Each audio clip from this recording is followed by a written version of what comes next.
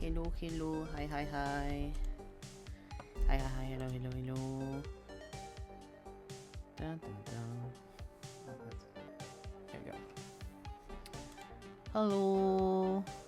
Hope you all had a good Thursday and a good Friday, because end of day and stuff. I had a very chaotic first day.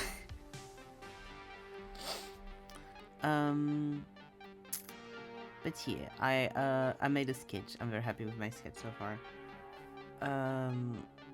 More of the My Candy Love fan art because I can't help myself apparently. But I had done like a very in detailed piece for a friend for Hidden for Love and Deep Space, and I wanted to kind of do something on the same level of details.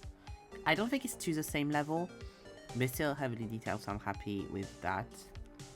But yeah, I'll go put us on that screen now. Here we are. Here we go. So it's once again about those fucking two, and I'm very happy because I managed to put like a lot of storytelling through just the apartment and everything. Because we have me and Helen have the headcanon that they bought a Polaroid camera, probably for her to use. Like he probably bought it for her, and then he ended up being the one to use it constantly to take pictures of her. So we have all the Polaroids here, a few pictures here as well, and a few Polaroids over there as well, and the Polaroid camera that is here. So I'm happy to be able to add all the little details. Like they have canonically in the stories they get a dog at some point, so I have little dog toys and a little dog basket here. He's in a band, he's a guitarist, singer in a band, so I did a little like station for his electric guitar, his acoustic guitar, and an amp, and you have like guitar pedals here, and there's I forget the name in English, but little things to play guitar here and here, and capos here, and we have his gold discs, his albums, a poster of both of their favorite band, his favorite band, but we know in story that she also listens to it. She works at a coffee store, at a coffee shop that she owns. So we have her whole like little work set up here with keys and car keys, and her little pass for her job. That's the handbag that she kind of has in game on her desk. So I put it here. Her computer with like a little latte thing, headphones, letters, different like stuff to arrange, post-it notes. Her little coffee pot here. Different like art with coffee, that's like the logo of her coffee shop, and like books here, because books, you know, and she has books here too. And over here we have all of his CDs, I'm guessing, because, you know, music nerd, so you need a lot of CDs. And here I did like a thing that's kind of inspired by the tattoos that he has in game. So yeah, we're going to render all of that, try to render all of that in my head like this. They have like the big room like this with the mezzanine here, the bed, the desk is here, and here they have like both of their the couches here with the little table. Here we have like the dressers and like clothes, and this corridor here brings to like multiple other rooms, and they have like another room that could be a bedroom that's used as a studio. We have the kitchen, and we have like the probably like have the entries, kind of the space that's here. That's why I wanted to do a coat with the like door here, and you have like bathroom, kitchen, studio kind of thing. That's how I envision the apartment, at least. Hi Helene, hi it's Iki. That's how I see the full apartment. Here we go. Ziki saying hi, also saying hi. I hope you two are having fun. Hope you two are having a good time. Thank you. I added a few things after I sent it to you. I added a few. Oopla, that's big. This and this and this, like little dog stuff, since I'm supposed to have a dog. In that part of it. I don't know if I added anything else. I think that's mostly what I added. It's the little dog stuff. Oh, I'm glad you're having a good time. That's good. That's good. Oh, I still have the picture. I always forget something. God, I swear to God. Is this? Yes. But yes. Now it's time to render.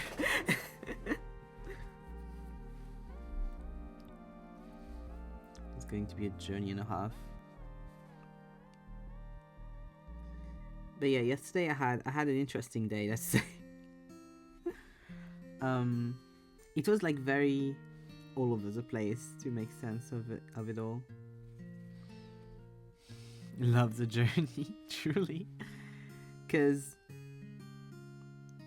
for a big part of the day I was being anxious because I was supposed to have a call with my bank. I ended up not having. I'm going to make this easier on myself. Wait. Here we go. Here we go. I was supposed to have a call with my bank, and what happened was that I realized 15 minutes before I had my call that actually the call was not needed. It was something that I didn't need to do a call for, and I could just send an email for. And was like, oh, and then felt really guilty about making my banker spend time for something that I just need to send a message about.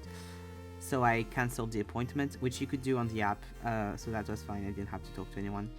And then was very scared that she wouldn't see it and still call me, and felt extremely anxious and really hoped that she was able to go home early or something because I cancelled it.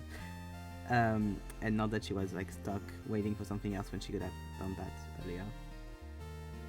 But she didn't call me, so I'm guessing it's all good. And I'll just have to send them an email about that specific thing.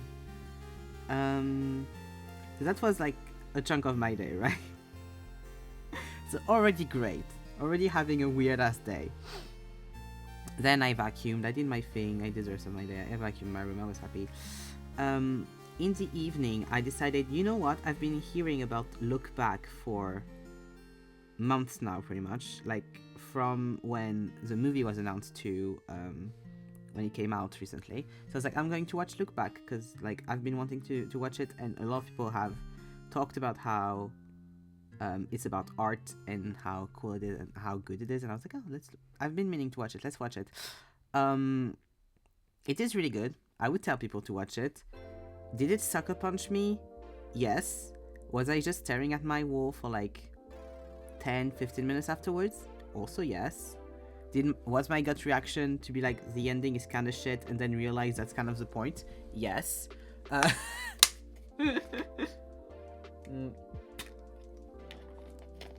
So overall, I really like the movie.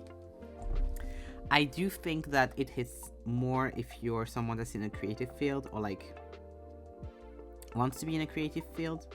I hope it will, especially if you're already working in a creative field. I think that hits you even more.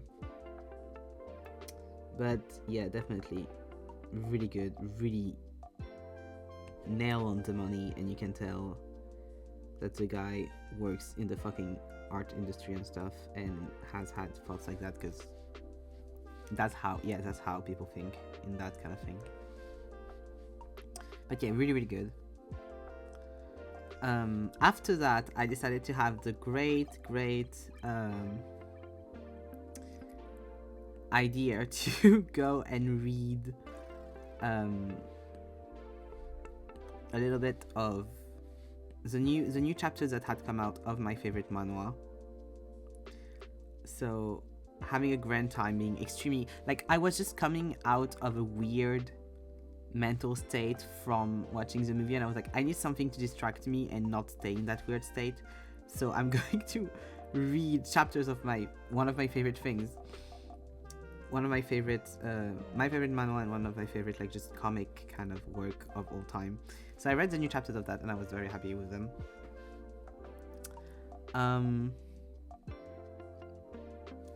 So that happens, I get extremely giddy and extremely excited, and then there's something else that happened later in the night that made me very scared, that it's fully fine, like nothing happened, but something that worried me. And so I went from such a high to such a low to such a high in such a short amount of time. To like a weird space to a really high to a really low. Love you too, Helene. I'm not saying because, like, you know, it's not my business to say. But yeah, very much a roller coaster.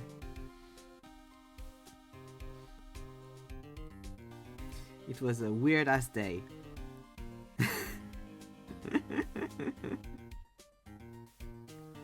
It's all good. And tomorrow with that's what I need to do. I fully forgot. I need to send a message to Antoine to ask what time would be good for him for Edge of Sleep. Because tomorrow with Helene and Antoine we're going to watch Edge of Sleep finally, and I'm very excited about it.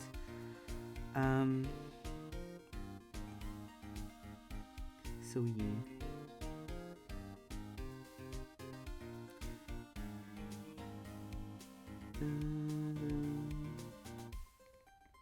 But yeah, look back, incredible movie, honestly, 10 out of 10.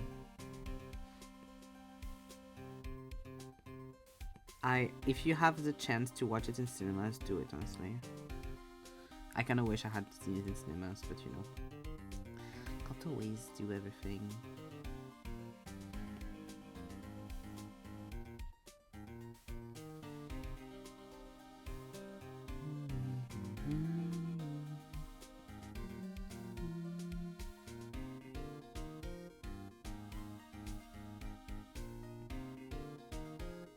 This print in my head, I really tried to draw like the tattoos that the guy has in the game, kind of that kind of style, because I'm like, ooh, that would make sense if they got like the big artwork from the person that made that artwork as like a big print or something.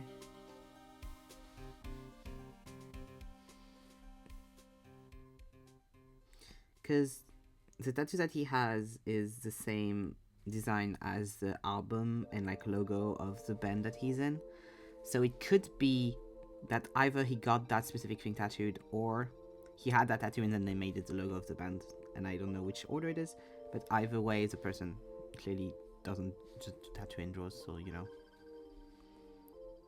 whichever artist, this one, that's what he got the tattoo from. Yeah. That's what he got the print from.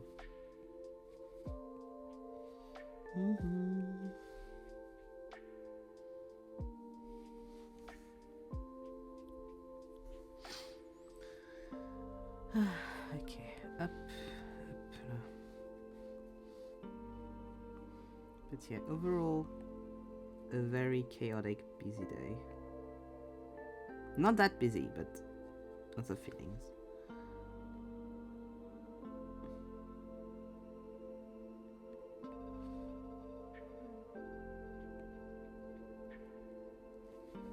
Oh, it's still like this, okay.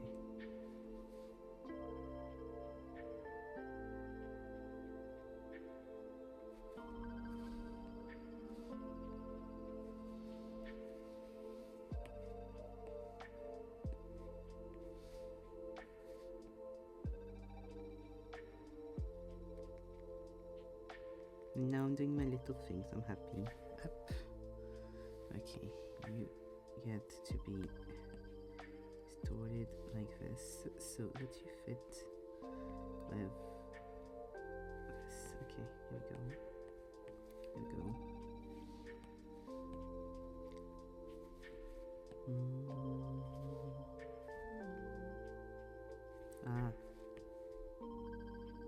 Ah, no, actually it's fine.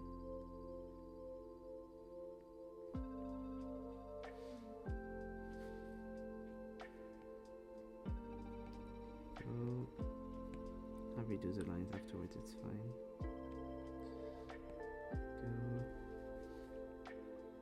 I think I'm just doing like this.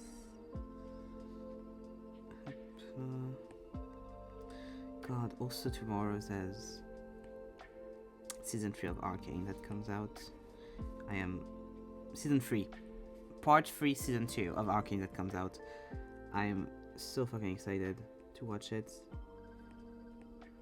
I saw, and then I was like, hey, someone on Twitter say that apparently it was like the 3 episodes had got leaked like really quickly in the Philippines or something, so I have been fully avoiding Twitter since yesterday. Which is very frustrating, of course, because I am addicted to social media. But you know, gotta do what you gotta do. I'd rather not go on Twitter for like a day rather than get spoiled the end of Arcane. It's so funny to me how many people are like, oh my god, it's going to be the last time we see those characters and stuff. You don't know that. Like, we've been knowing for literal years that they were going to do other Arcane shows, other League of Legends shows rather, because I don't know if they'll be called Arcane or if that one is the one that's going to be called Arcane. But they're going to do other League of Legends shows in other regions about other parts of the lore, so nothing keeps them from not bringing some characters back for like little parts or whatever. That would make sense. They all live in the same world. They all kind of connected through the story and stuff. So there's a high percentage of chance that we see characters again. That would be cool.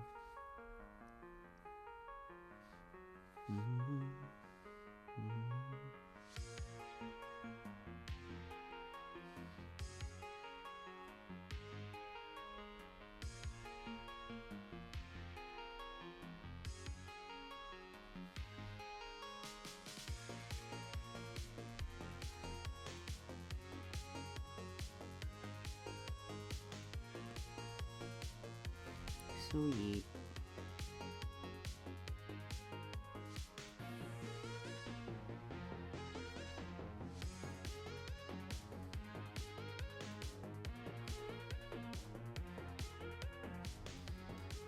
I've been told by Helene that I will probably not like Chainsaw Man that much if I watch it.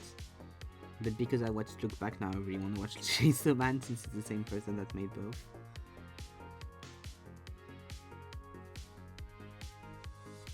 But also I know it's going to be, like, of course, extremely different. Like, it's not comparable, but, you know. If you do, I'm watching with you. Oh, it's really cute. That would be cute. That would be sweet. I'd love to do that. I'd love to do a little watch party with you and we watch Chainsaw Man. That would be really fun.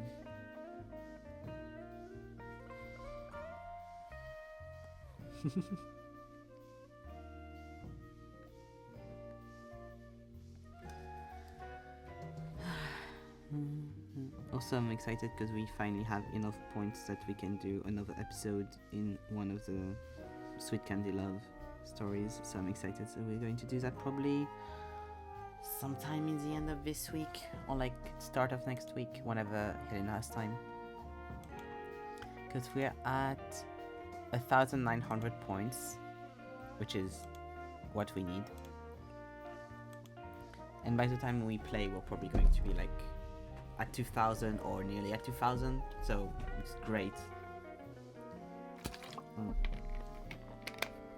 To do a single episode, that should be enough. So great.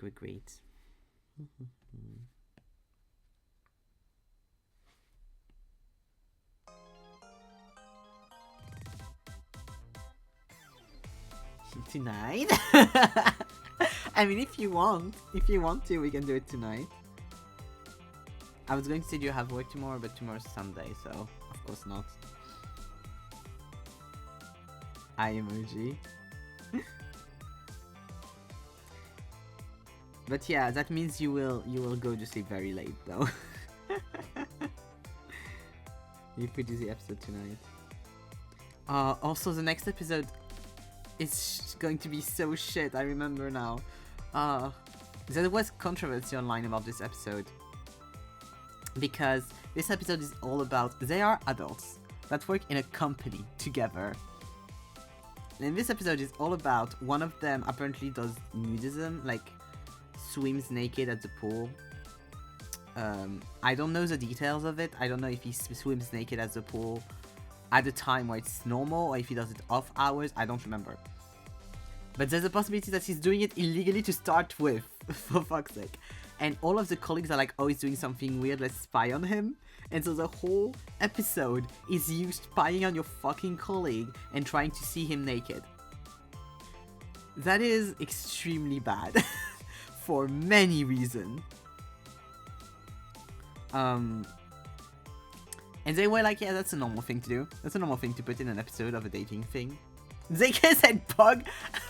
Normal, it's a character that Zeke likes because he was weird. It's a chat that Zeke likes. For some ungodly reason. But yeah. Also, you do that with your colleagues. At your colleague, with your colleague. It's really bad. Don't say something, what the fuck? She's not snitching. She's reporting, which is important. I need to know those things. Is he winning at Celeste? But yeah, I am not looking for it. Like, when this episode came out, everyone was screaming, being like, that is sexual harassment, that is not okay, which it is. It's sexual harassment. But we're going to play that episode, so that's great. I moonlight as a news reporter. Knowing that the episode just before that, we got a kiss from our love interest, which would have been a great surprise if the kiss in question had been consensual. And not the guy pretty much forcing himself onto the main character. So yeah, that's great. Great things are happening in this game. And the episode afterwards, which we don't have enough points to do, but we'll do at some point when we do, is going to be about having fucking kids in the office that are doing an apprenticeship or something like that. They're doing not an apprenticeship. I forgot the name, but you know, like they stay like 2 weeks and do nothing because they're 15. Internship, thank you. Thank you, Helene. Yes, they're doing an internship. Also, is he winning at Celeste, or is he just doing Celeste? Is he winning or failing at Celeste?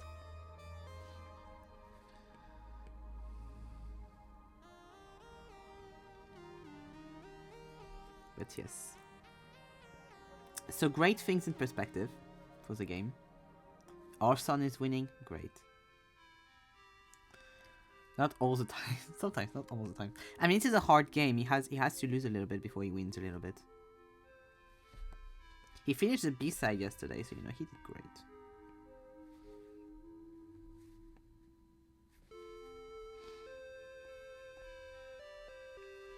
Let's see.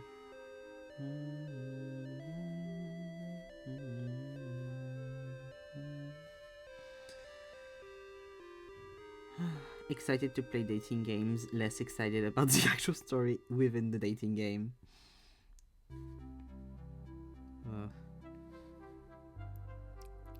He turned Southern French. Putang! Oh no! He's turning Southern. Oh, putting. Oh no, that's not Southern French. That's Quebec. Oh putain de pastis. Qu'est-ce qu'il me veut le minot? Where did he learn all that? Where did he learn like how to do Southern French accent? Probably an accident, to be fair. Nailed it. I know. I lived 7 years in the south of France. My family is from there. Of course, I can do Southern French accent.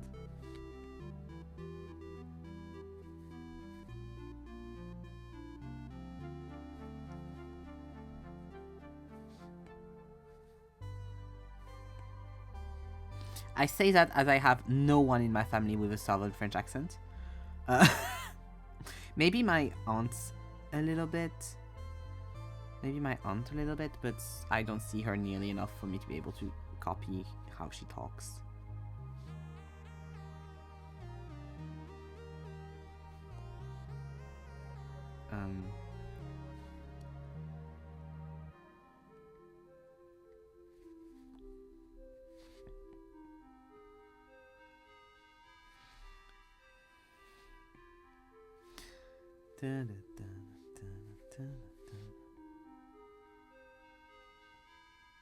My like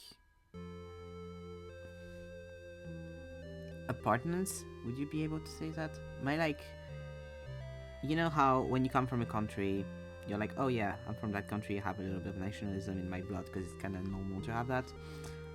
Even if you hate your country, you're going to still be happy about some stuff or whatever. And some people usually have that with their region as well, and the city that they come from, because they're like, yeah, I came from a city, whatever. I don't really have that because I spent my childhood in, like, I was born around the middle of France, like in the region where Paris is and stuff like that. Not really the middle, more like slightly northern, but it's not north. It's not the north. I'm born around there. I spent exactly like 4 years there in a little village. Know nothing of there. Moved to the south, spent 7 years to spend my childhood up to like being 10, 11 in the south. Then moved to the north and spent my, until now. I mean, I also spent 3 years in the south again because for my studies. But apart from that, I've been living in the north for my teen years and a bit more after. But I don't have any kind of family or anything in the north, so I don't really have any kind of apartment to it. So I really have nothing. Like, I am not nationless, but I am regionless. Like, I can't really ever be, I'm from the south, I'm from the north or whatever, because I'm from both. And also from neither, in a way, because I was born in neither parts.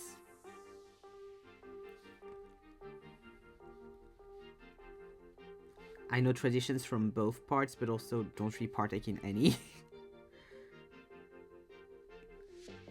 I'm just floating in like the absence of everything.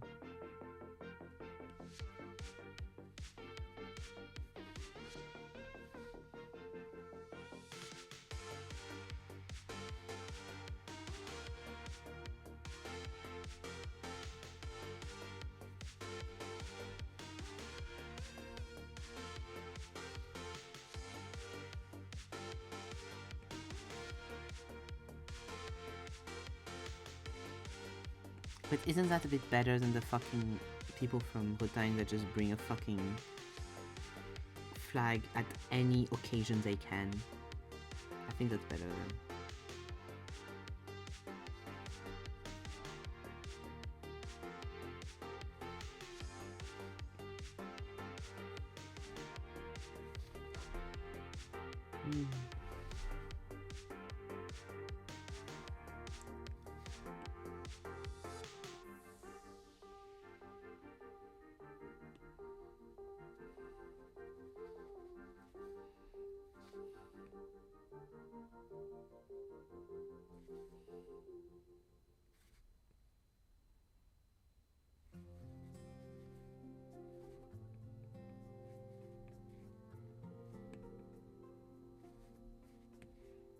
But yeah, it's very mentally a bit... And like, I feel like my parents haven't even moved that much. It's just that... it's just enough that you don't really feel like either places, or like free places, I guess, because I was born in neither, are your home, so you're just kind of like vibe there. And it's kind of weird when you meet people that are like, well, I've been here my entire life, this is like, I know so much about this town and this everything. Because you're like, ooh, that must be nice. And is it even something I can do at this point? Because, I mean, I guess if you've lived like 20 years or something in one place. But even like the city that I'm here right now, I've lived in it for so long, but I don't feel any kind of attachment to it. I'm just kind of like, yeah, it's there. I live within it, I guess. Like, I feel like people are more important than places. Like, yes, I'm going to have places where I feel more comfortable or less comfortable. Cities, and like, you can have like preferences for cities or countryside and stuff. But overall, like, if the people that I care about are there, that's the part that, like, I think is important. If I got my friends there.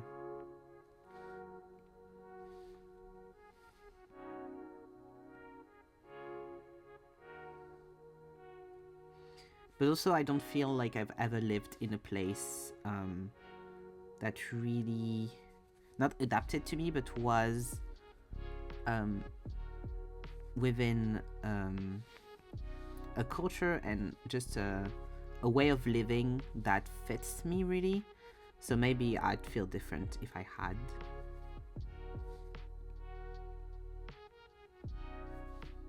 But yeah, for example, I don't really get like homesick or whatever when I go somewhere else. Because even when I left for my studies and stuff and I would come back, I'd be like, I'm like, why am I here?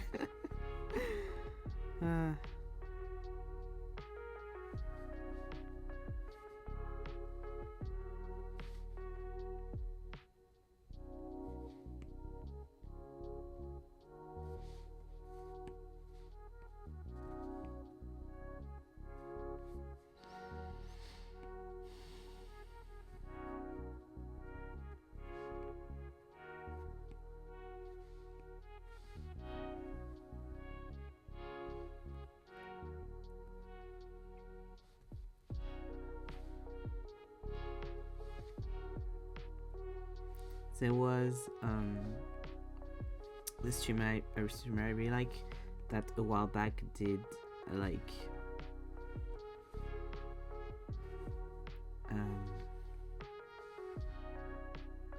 a tier list of French cities, and mentally it was so weird when the city that I'm in came on the list and someone came to defend it.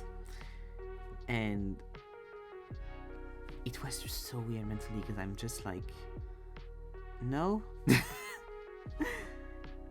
And I was like, it must be so nice to see that city through those eyes because, ooh, you know.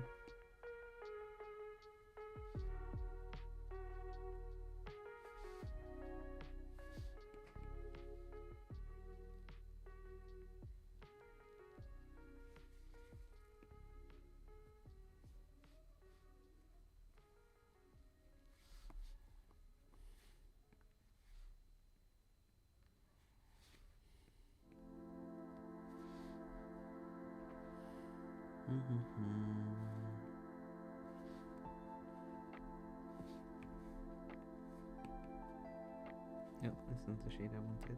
Oh. Yeah, that's better.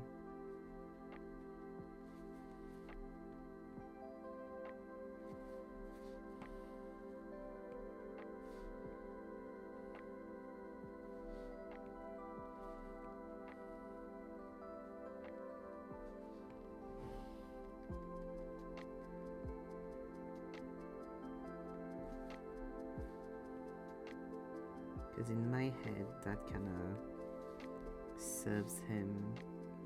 Because in my head, this is where he sleeps, this is where she sleeps, like their sides. So she has her little like bedside table, and he has this kind of part to put his stuff as a bedside table.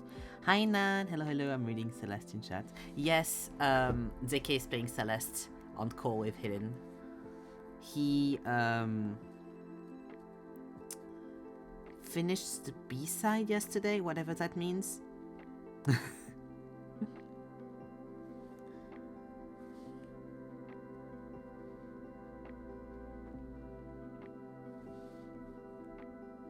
Oh, he's doing B-side right now, he's doing more B-side. Well, I don't know what the fuck he did yesterday then.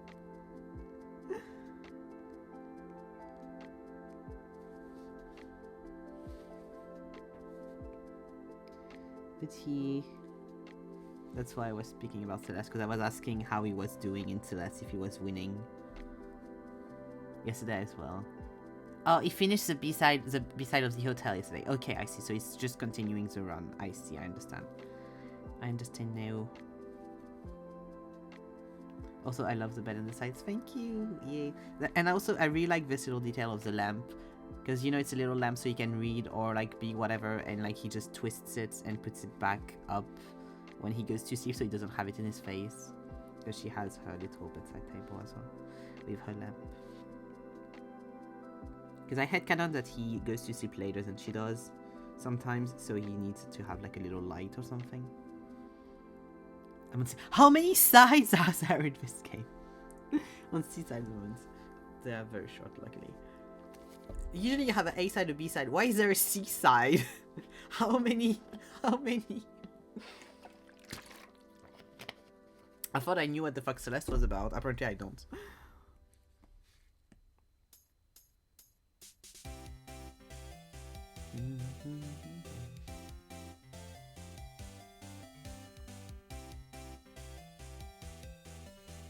We are all very impressed in the seaside from what I see.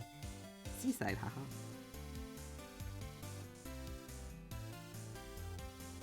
There's also like 1,000 community levels like D and E sides. Oh, but they're community made. Oh, I see, I see. Kind of like Mario 64 has like a lot of community made levels and stuff. I see, I see. That makes sense then. What's in the like OG game? Is it only the A side or is it A side and B side and then community made the rest? Zeke said haha the fuckers. About the D and E. OG goes to C. Ah, I see, okay, I understand. I understand. Because in my head it makes me think of like CDs, and CDs only have an AC, and vinyls only have A side and B side, so it was like, what do you mean a C side? Glue glue glue. But yeah, also, this is the full thing that I'm working on. So I started with this part. Hoplo.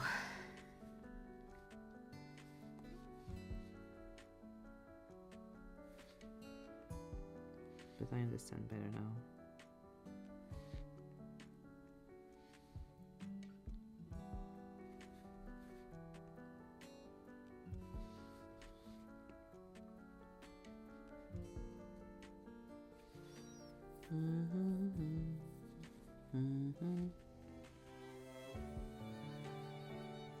Ziki said he loves the type of art you're doing right now. Aww, thank you, Ziki. That's sweet. I should remod him. I always forget. I never think about it.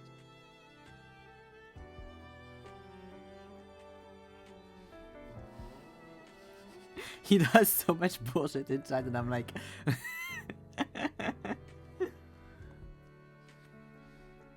Oh my god, you should. Yeah, I know. I'll need to remember later. It's not like it's a priority or anything, so it's fine.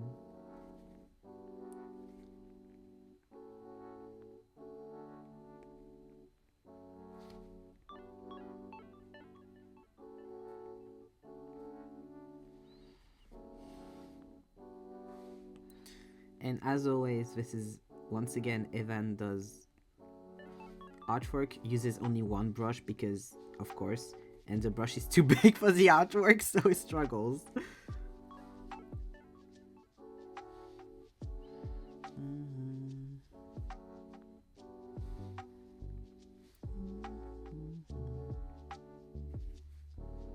I feel that. Yeah, I bet he does. I bet Dick does with his fuck-ass painting brushes. God.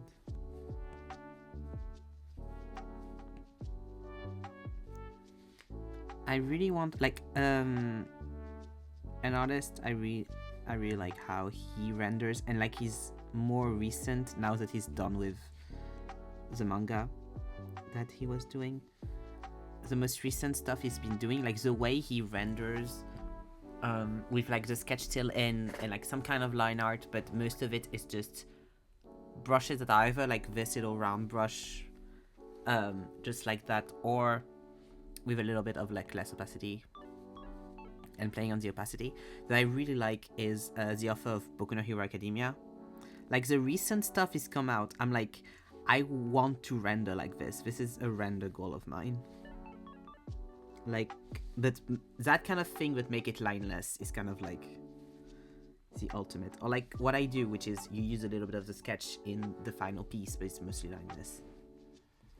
It's so gorgeous, honestly.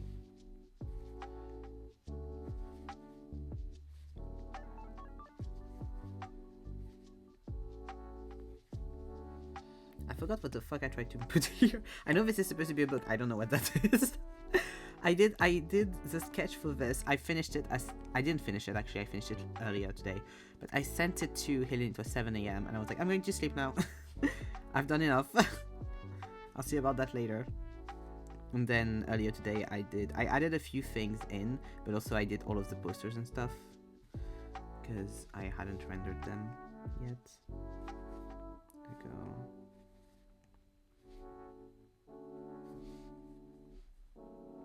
I forgot what the fuck, because I'm in my head this was supposed to stay kind of empty to put his phone and stuff, so I'm going to maybe let it be empty.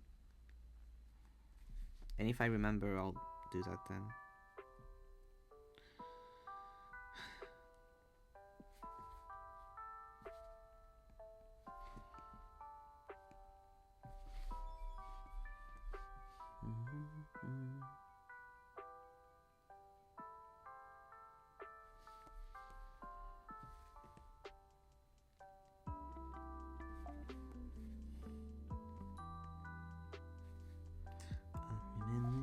To carry home a little soldier. God, tomorrow is going to be packed. Because there's Arcane, there's watching the Markiplier show with Helen and Antoine, and then there's Mist 3 on stream. Mist 4 on my little paper thing that I have in front of me. That's my weekly time schedules. I have Mist 3 written, but Mist 4.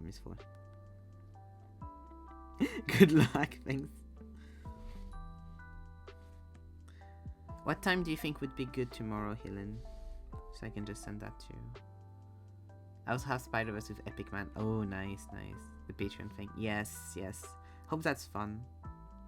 What time do you think would be good for the Markiplier show? For Edge of Sleep? So I can just send that to Antoine and be like, are you available at that time, please? Wanna watch it around that time?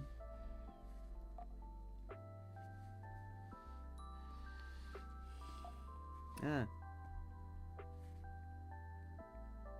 you go. I'm letting you think. Take your time.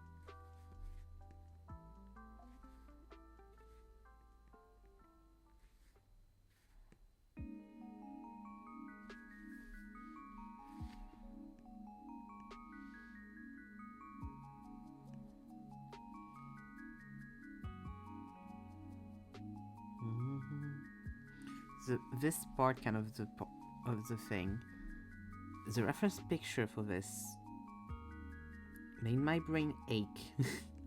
Because I changed a lot about this. I took out a lot, I brought back a lot, but I kept some of the stuff from the reference picture I saw about this apartment.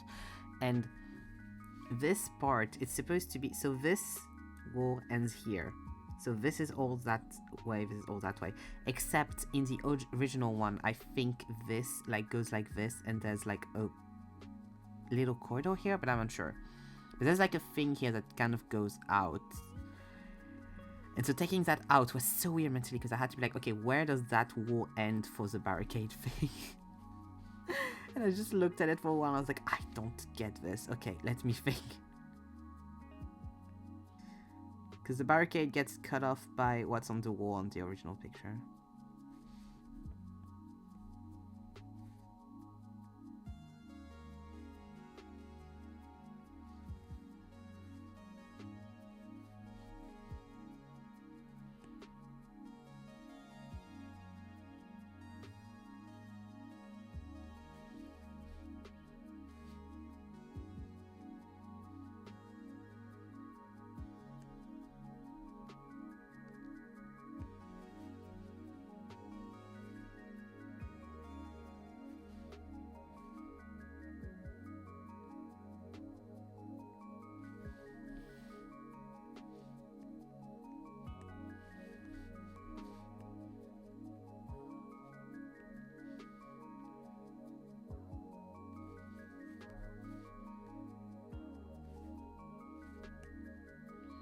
I'm not the best at backgrounds and spaces and stuff, but I do want to get better, so decomposing the references is always very important, so that I'm like, okay, I understand what's going on, I understand how this is like set up.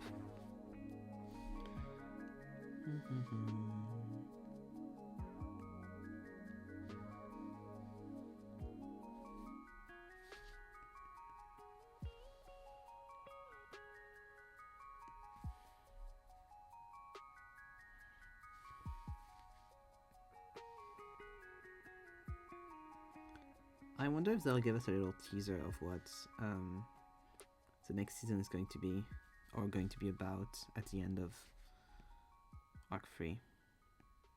That'd be fun, I think. Like a little hint to what the next adventure will be in the universe of League of Legends for the show.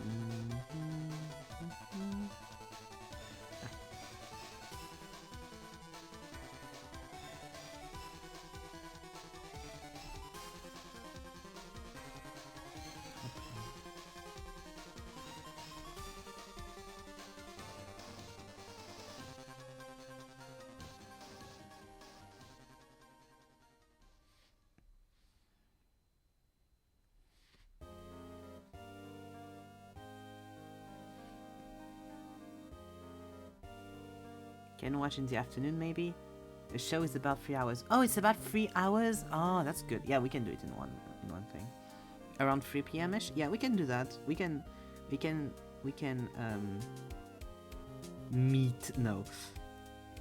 join at 3 p.m. I'll ask him, but that sounds good for me. 6 episodes of 20-25 minutes. Oh, I see. I'm so used to them making like long ass stuff that when something is normally paced, I'm like, this is so short.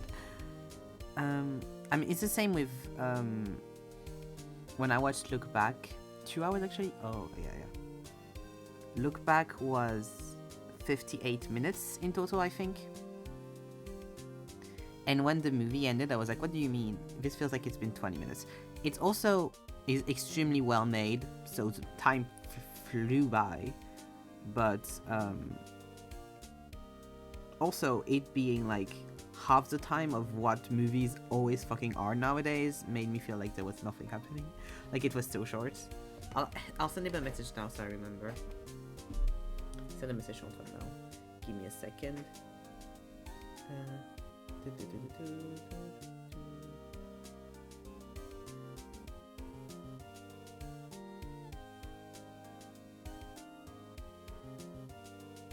Hop là. Nickel. Hop. I mean, I don't blame you. I'm bad at math, so I believe whatever you say. I think math should correct itself so that your results are right. You know? Oh, I'm dumb. That's shadow for this.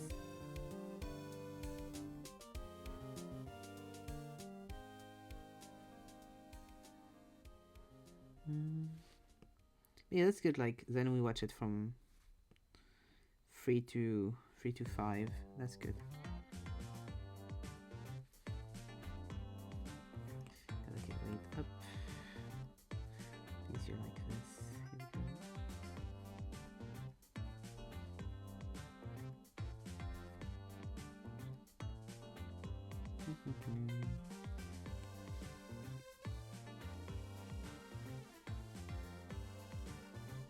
Here we go. Hoppla.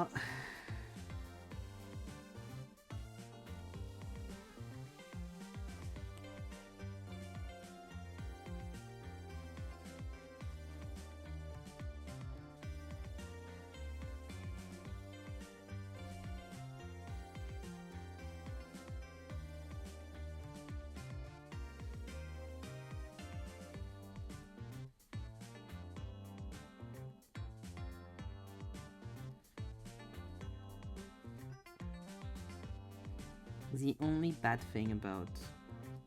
I mean, there's... Of course, if I was having an actual conversation about it, I'd say more stuff, but like... The only bad thing with Look Back is at some point they show you someone working on a huge Cintiq, on Cintiq-like tablets. It made me want one, and I'm like, no! First of all, I don't need that. Second of all, I don't need that. Third of all, I don't need that. And fourth of all, webcam sucks, but so it wouldn't be a webcam if I were to get one, but also that my whole setup would be fucked because I work only on Procreate. And Apple is not going to make an iPad the size of a fucking TV screen, so you know. I watched that scene and I was like, ah. Also, as someone who I had a Cintiq at some point, it must still be somewhere. An actual like Wacom one. I had one. It sucked. But also I think it depends. Like if you get an actual good one, I'm guessing it works well. But the one I had kept breaking constantly, kept lagging, was not like, it was horrible to work on. Which for the price of a Cintiq is honestly a fucking scam. Like I know that some people that get them and they work perfectly for them, it's all great and stuff. The one I had didn't work like that, so I don't know what the fuck happened with there, but yeah. I mean, I would never trust Wacom with any of my products ever again because, you know, AI and stuff, but also that having had Wacom products and they just don't work.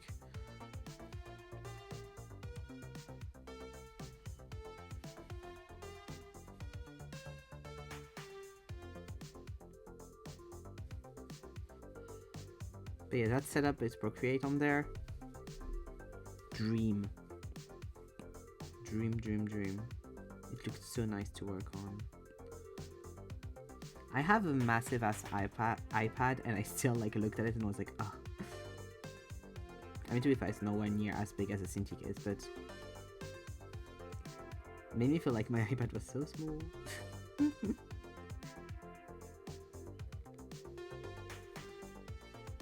And like, don't get me wrong, I will not do any like thing to start getting any of this stuff because I have technology that very much works. I don't need more technology.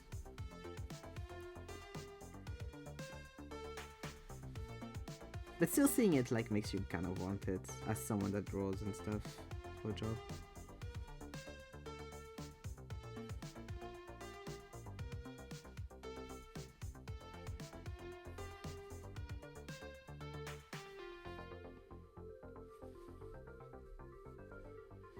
At least like that first is kind of helped with the fact that I had one and it didn't work, but also I know that for some people it does really work, so you know. God, this reminded me of the Wacom Companion. What a fucking scam. A few years back, Wacom did the Wacom Companion, which is supposed to be a rival to the iPad in terms of drawing and bringing your tablet everywhere. And apparently it's really bad. And that makes me laugh because I'm like, oh, fuck you, Wacom.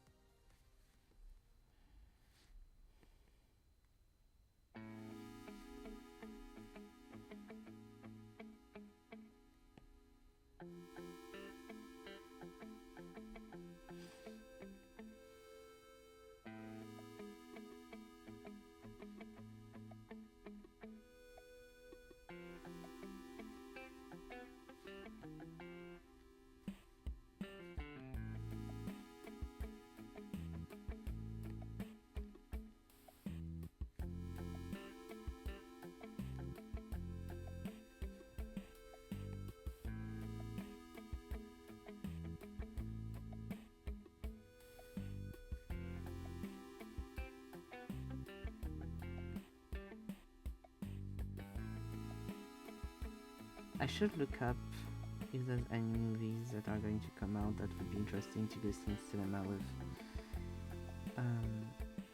Kaylin and Zeke when they come for Christmas. That could be fun. I should look that up later.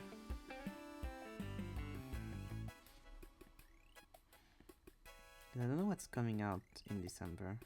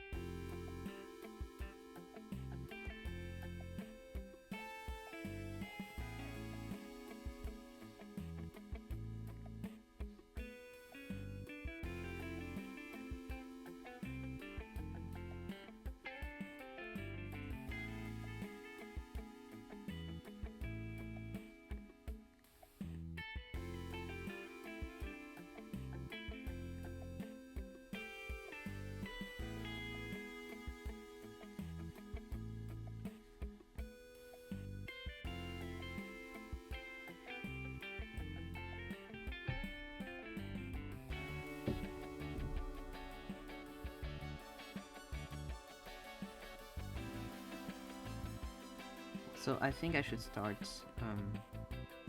maybe continue a little bit more to do my thumbnail, but I also think I should start working on the final pages for the 10 first pages. Because I think I'm maybe cowarding myself to doing that a little bit. I mean, it's work that will need to be done anyways, but I feel like I might be cowarding myself a little bit to have the average pages. And not actually getting the file to send stuff done for that, so for Angel's Ward, so I should probably also start working on that at some point.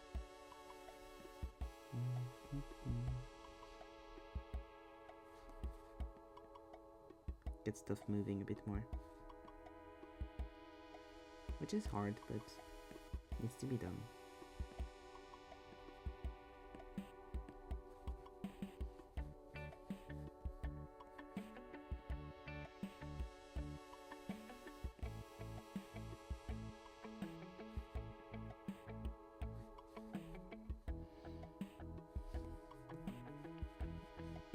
To write that a little nicer when it's cool. Up. Here we go. Oh, no.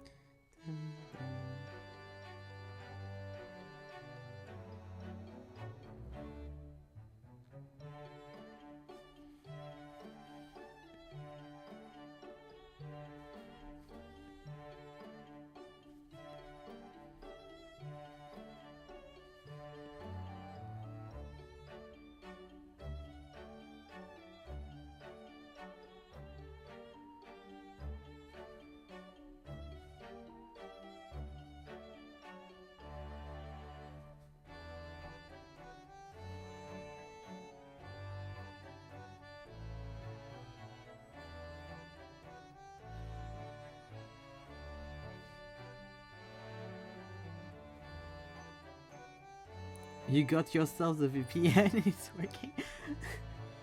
What did you get the VPN for? For Age of... Ah, I see, I see. Nice, nice, nice.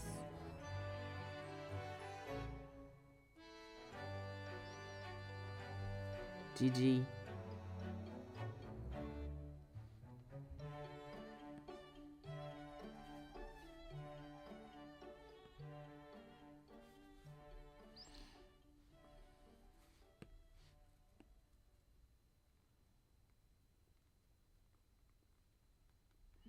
Which one did you get? Out of curiosity.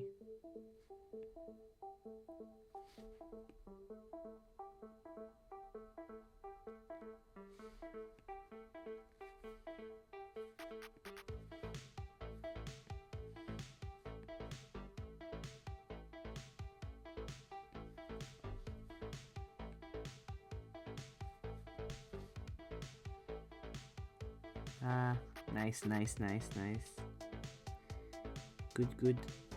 Free trials is always the best. Ah, I see. That's good.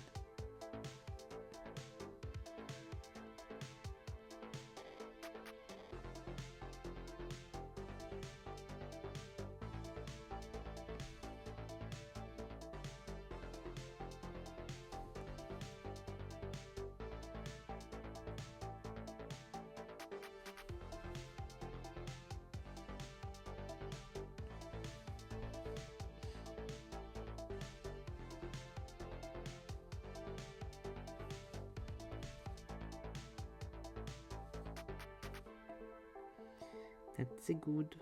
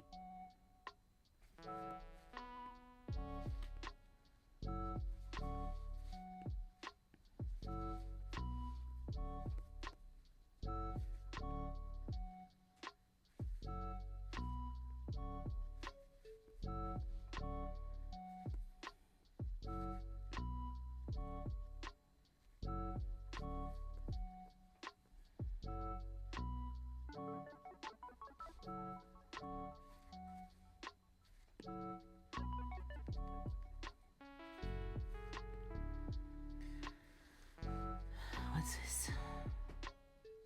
Is another one of the lights? I think it is. So one good thing about that kind of rendering stuff is that I kind of just jump from one point to the other, and I can come back and go back and come back and go back, and that is great. Because I find that easier for me to just... I mean, I still kind of do sections per sections, but being able to jump a bit around, which is more similar to the kind of rhythm you would have if you were working on a physical painting. I find that easier to work on than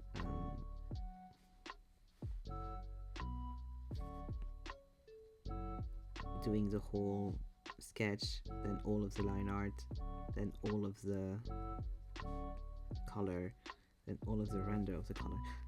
Like I like just being like, okay, sketch done, now it's render time, and I just jump around.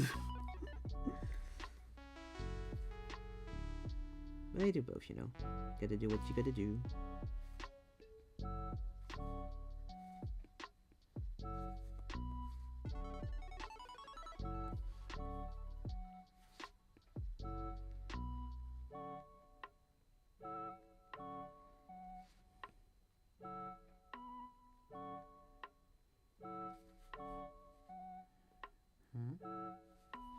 Oh no, that should be all yellow. My bad. I don't know what I did there. This one is a arcade that needs to be shaded, not the background.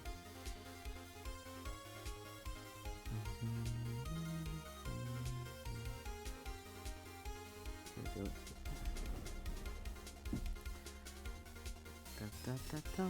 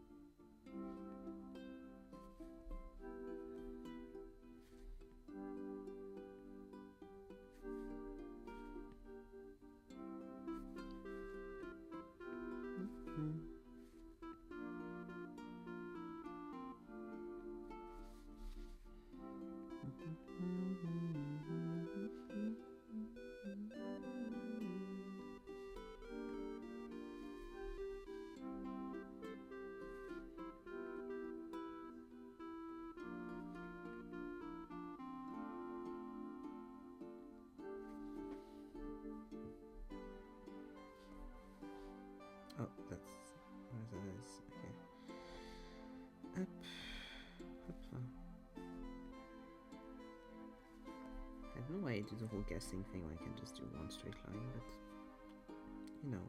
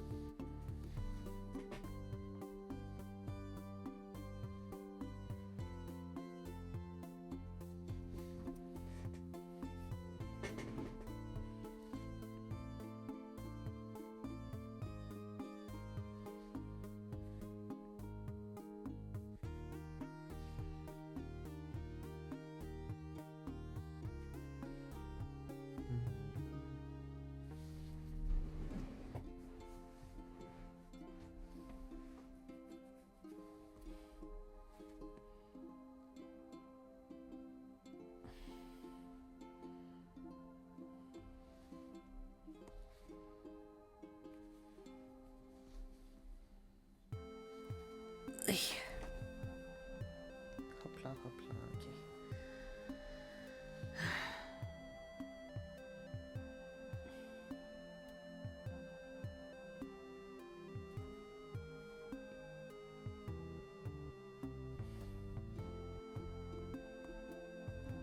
In my head, I have some kind of arrangement about the decoration of the apartment, where she's allowed to use different colors than red and gray, if he's allowed to have something. I don't know what yet, but to have some kind of arrangement that come true. Because if it was up to him, the whole apartment would be gray and red and black and nothing else. And if it was up to her, it would be a lot more colorful.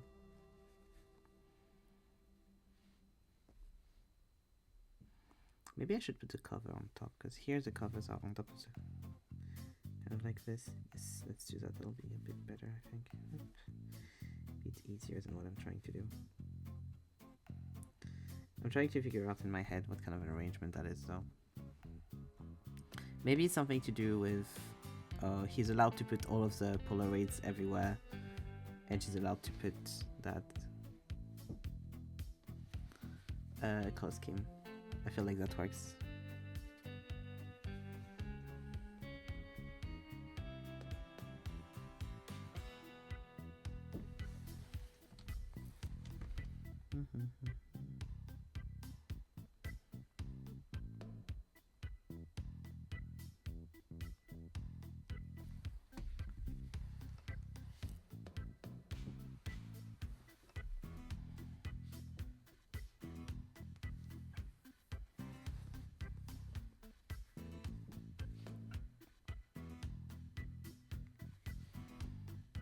There's something with that lamp that needs to be more like this. Here we go.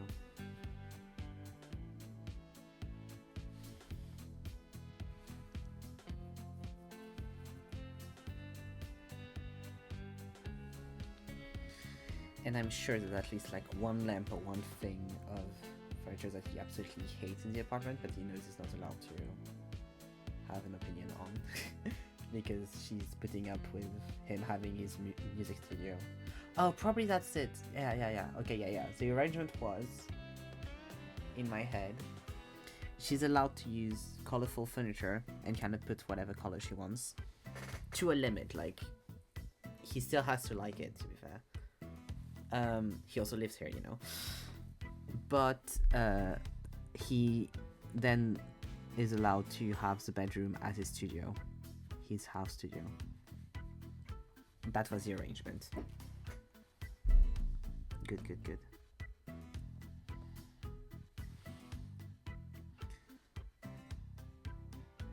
Because like using the mezzanine as a bedroom is cool and all, but isn't like the most thing. I feel like. I think it's cute, but I don't know if it was my apartment if I would do it, kind of thing. I think I'd rather use mezzanine itself as like a workspace, but also my workspace doesn't need to be loud, where he needs acoustic stuff, muffled space.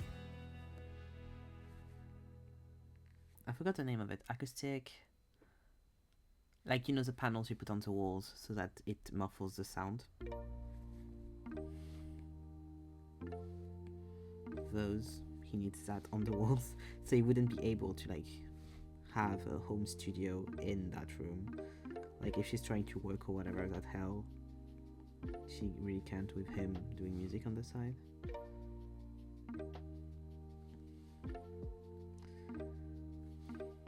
He still has, you know, his guitars also in the living room, but that's more like to relax and stuff. And they have the agreement of if she's working, he's not allowed to play guitar. If she's not and it's just resting, then it's fine.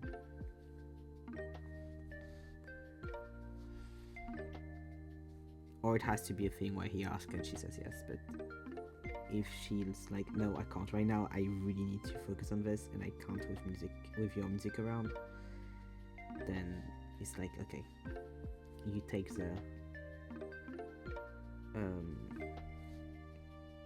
you have the final word on that specific thing, I think.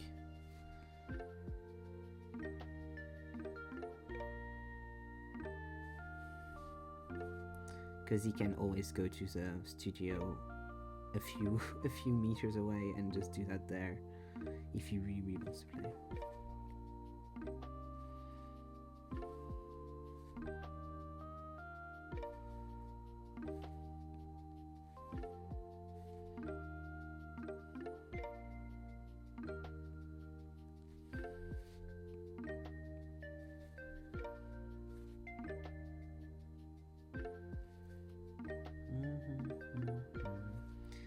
So many good headcanons while Helen's not in chat.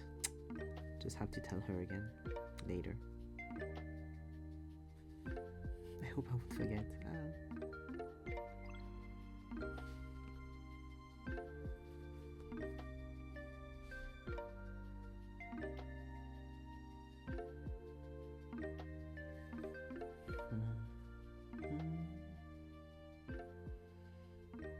I'm scared for the stairs. I should probably do a different shade of that for the top of the stairs.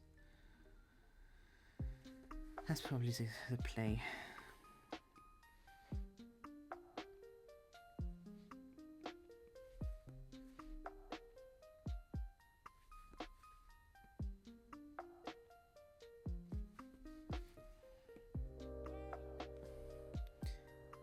I'm so I'm thinking, because you have this game, we are right now playing the campus life, which I think is called university life in English, arc, where they're in uni, of course, and so she's living on campus in a room, has a roommate and stuff, and he has his own apartment, I think, but he's had his own apartment for a very long time, that character, so because his parents were away a lot and stuff, so he's had his own apartment really early. Um, and so then I'm guessing in Love Life, which is the arc afterwards, they move in together. So I'm guessing this is the apartment that they live in. So it's either going to be a case of they both move into the guy's apartment and they adapt it so that it's a two-person space instead of a one-person space, or they move to a new apartment together. But I'm guessing either way we're going to see the apartment in question. And I am so excited to see it and be like, ha, my version is better.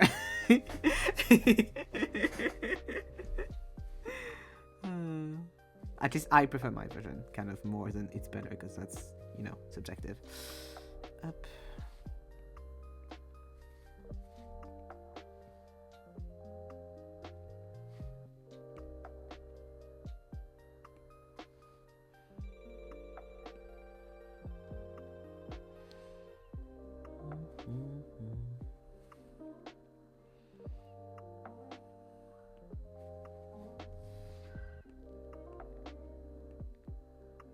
Ooh, I just got a new headcanon. That wouldn't work with what I'm drawing right now, but that would be cute. Basically... Oh yeah, no, that wouldn't actually work, because I'm guessing they would keep the apartment. Anyway. There's a character in-game that has a kind of similar apartment, which is also one of the reasons why I chose this setup. At least that reference of setup. Because I'm like, clearly there are apartments that have that kind of setup in that city, since one that we've seen has. So it makes sense. And my headcanon was that since the characters that live in that apartment, which are MC's best friend and her boyfriend, I was like, oh, maybe then it's a case of...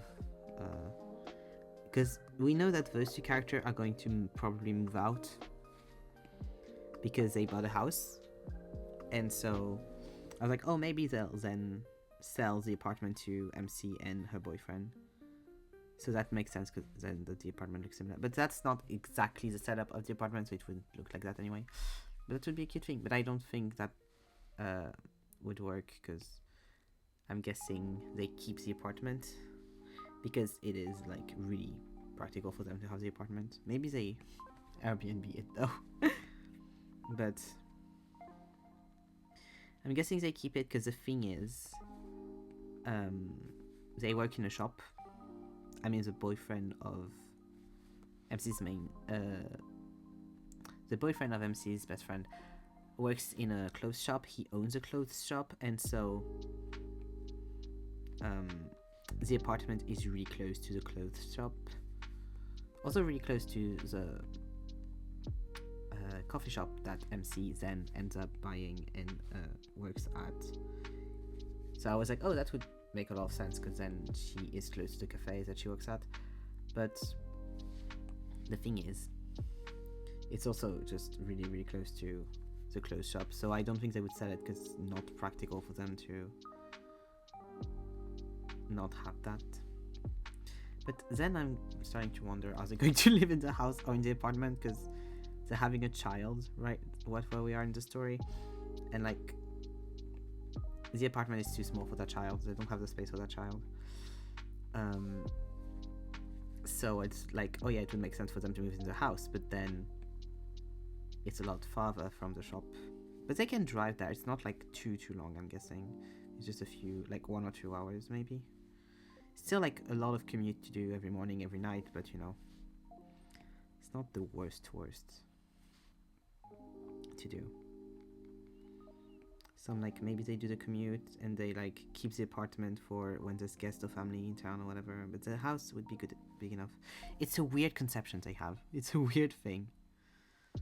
I'm starting to be like really thinking of it and stuff. The stairs are not great. I'm not good at doing stairs, and it doesn't help that I changed them from the original reference. I'll fix them, don't worry. Yeah.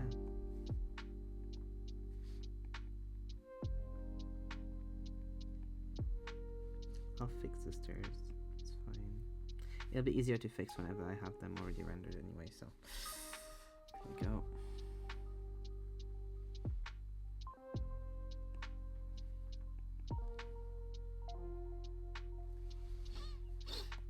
Could I have just used The reference of the stairs, yes.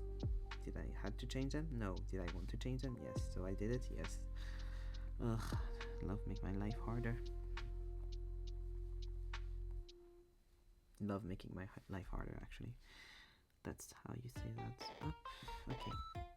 Let's see.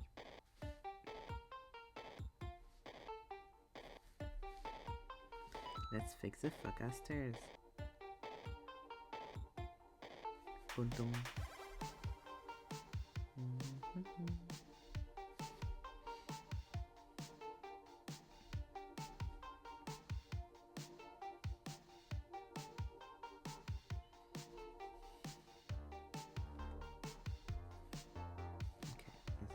Here with height. And that stairs a lot smaller than the rest of them. So what I should probably do is I make you a little bit smaller.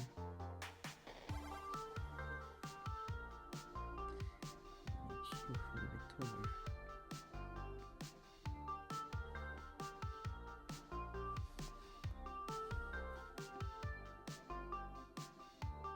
I can just do that like that.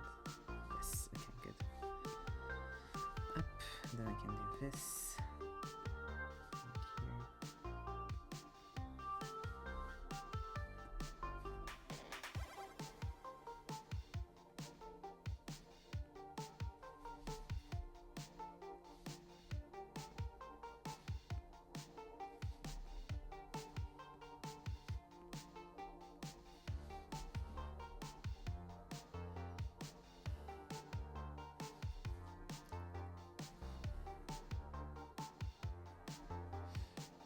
No. Okay, it's just that from that standpoint just makes them a little bit more like that.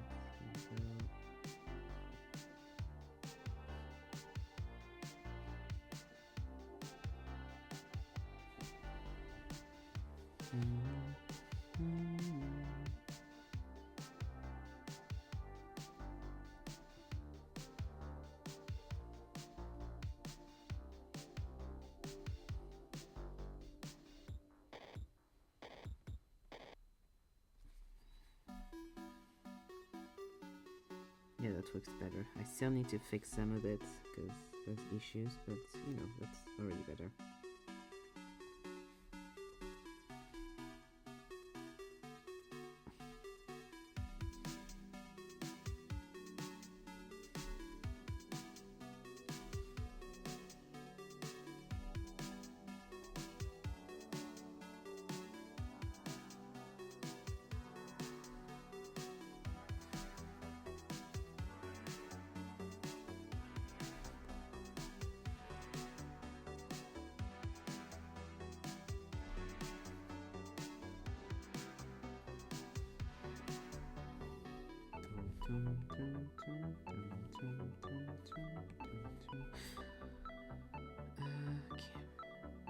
Then I can just do this like that. Go.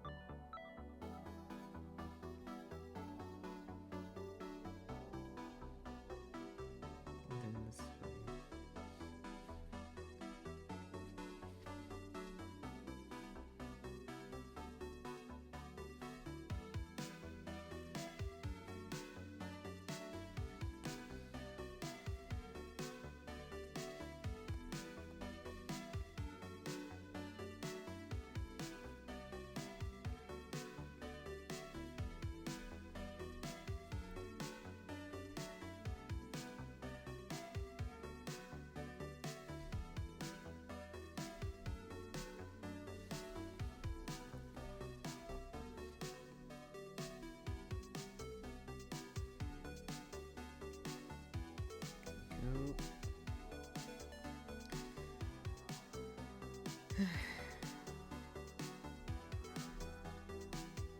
The stairs are still a bit but already a lot better than what they were.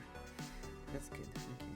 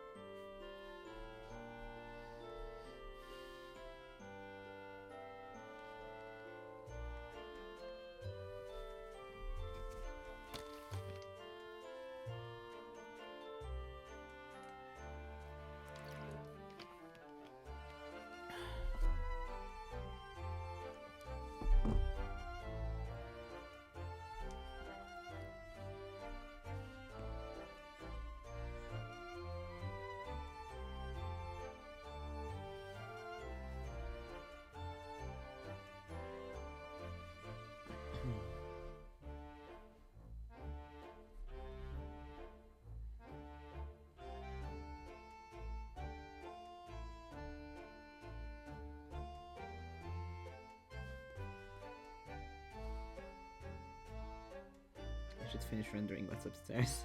Like, that's what I mean when I say I can't do everywhere all at once. I started here. I went, okay, let's do the bed, let's do this. I haven't finished this, by the way. Let's do this. A little bit of the poster, a little bit of the rail, the stairs, let's do that, let's go here. Like,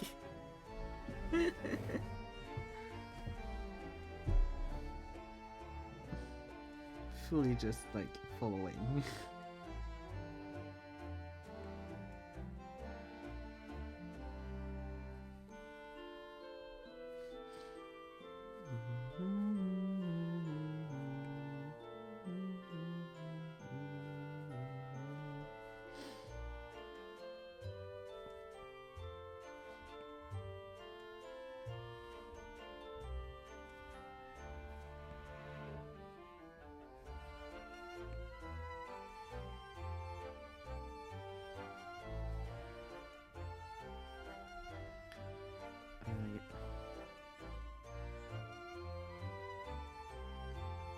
Couch go.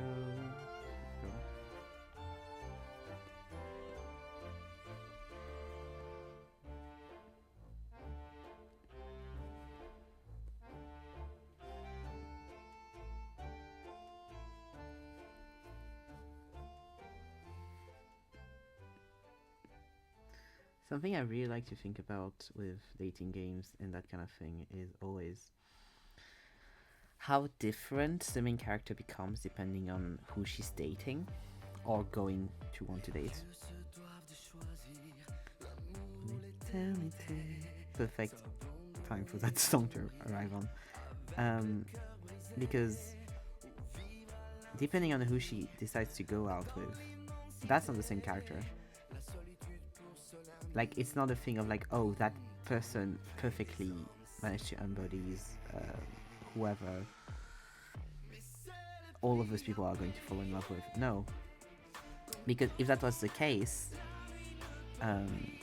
she wouldn't be able to date any of them because she would be making different choices for each of them. But so you have roots and stuff like that, you make a choice. So that means that's not the same character because the same character wouldn't be making that choice. That brings you to X route or Y route or whatever. Which is also the issue with otome animes, because you end up with a character that doesn't make any choice and is flavorless.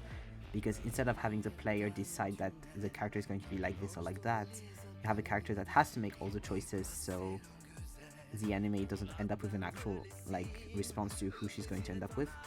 So it makes you want to play the game. And then you end up with a character that has really like nothing. Where in the games, those choices make the character's personality and stuff. Like a very simple example is, well, in that specific dating game that I'm doing a fan art of right now, depending on how you see stuff and how you act and stuff, different characters will not like you the same. So you are like at heart a different person depending on who you end up dating, because the choices you've made show you are a very different person. Like, if you're someone that's really like rigid and following the rules and stuff, the character that I'm dating, that I'm showing dating the MC here, will never fall for you, and the MC you're playing would never fall for him either. It's that kind of thing where it's like,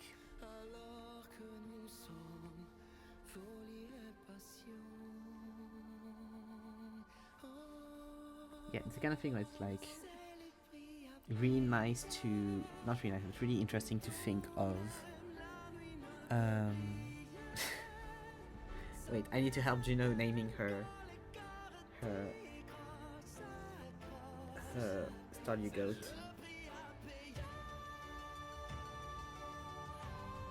Here we go.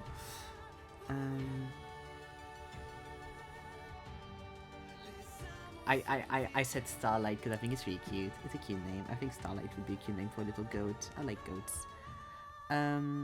But yes.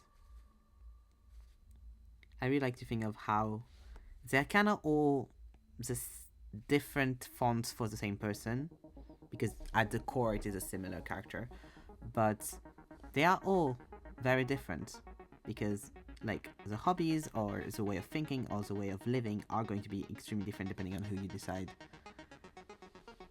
to be with in that game.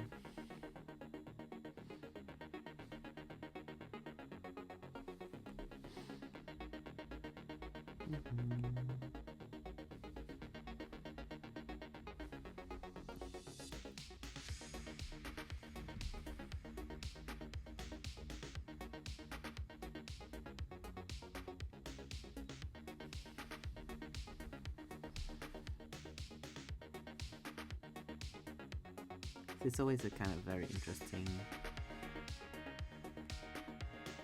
character choices and stuff.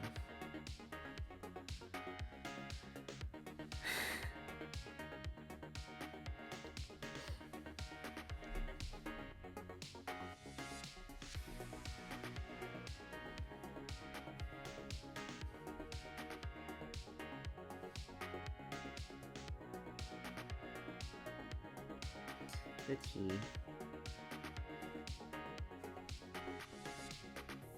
It'd be interesting to, like, on a singular dating game, hopefully one that doesn't have too many love interests, seeing how different the main character becomes depending on who they're dating, like the different routes and like the choices you have to make in each route to end up with each character, and be like, okay, this kind of implies this about the character, this kind of implies this about the character, and stuff, and be like, okay. So here we have a character that's ABC, and here we have a character that's like ACD.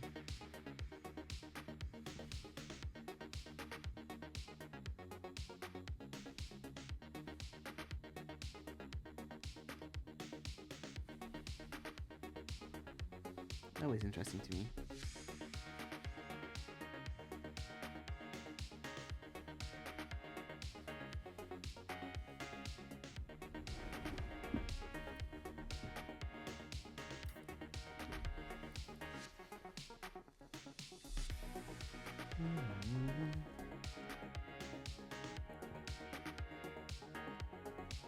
I'll have to go and watch the clip of Juno's stream asking us what should I name the goat, and the reaction to my choice, which was of course the best choice, which was Starlight, because I think that's cute. Starlight the goat.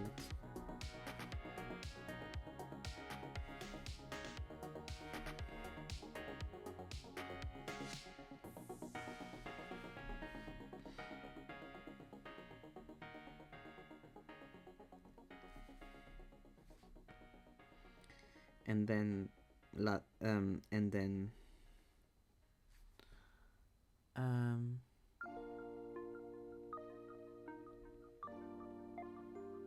what's that called again? So now.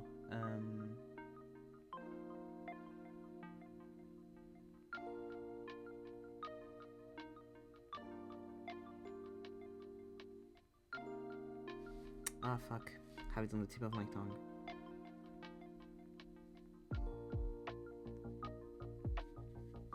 Oh, whatever. But yeah, the story changes a lot depending on how you decide to play, and I think that's interesting. As someone who's in love with stories and storytelling and stuff.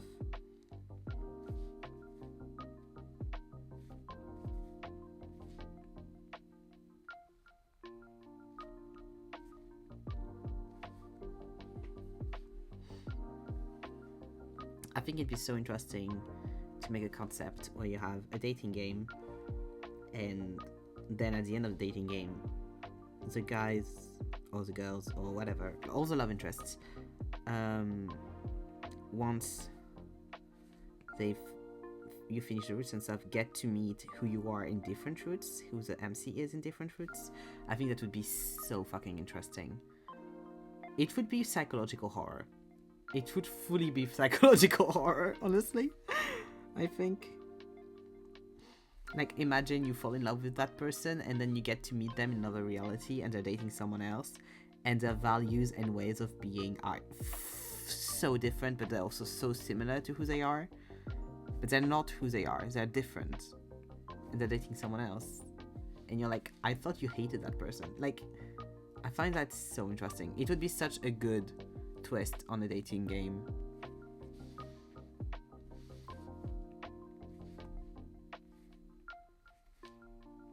I'm going to write that down for later. I'd love to make that kind of game. Where's my notebook? Sorry. I have one here. That's not the one I'm looking for. Where did I put it? Oh, it's here. Here we go. It was under all the stuff. Ugh. Here we go. Da, da, da, da. There we go. Hopla. Dating game. Once you finish the roots, the love interests meet the MCs are dating. Love interests.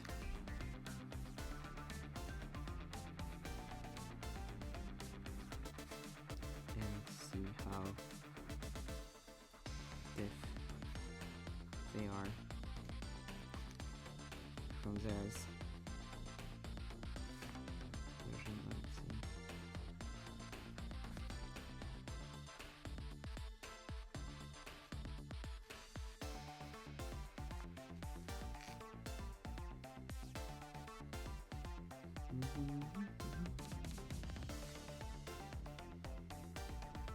Here we go.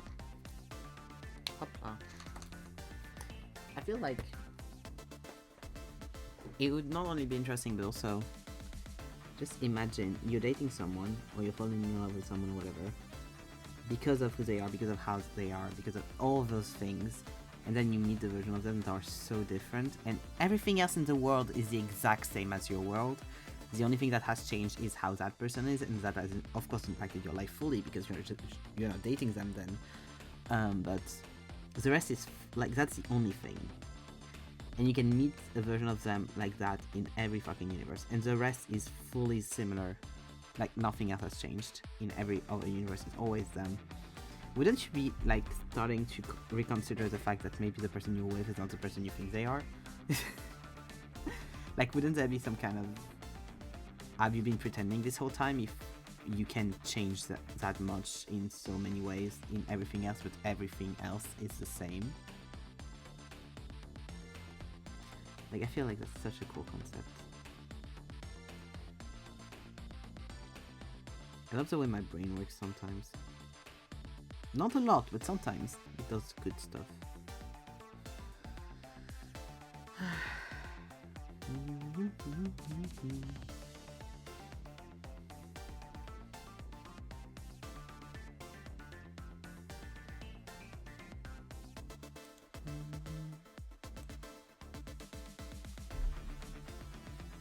Yeah.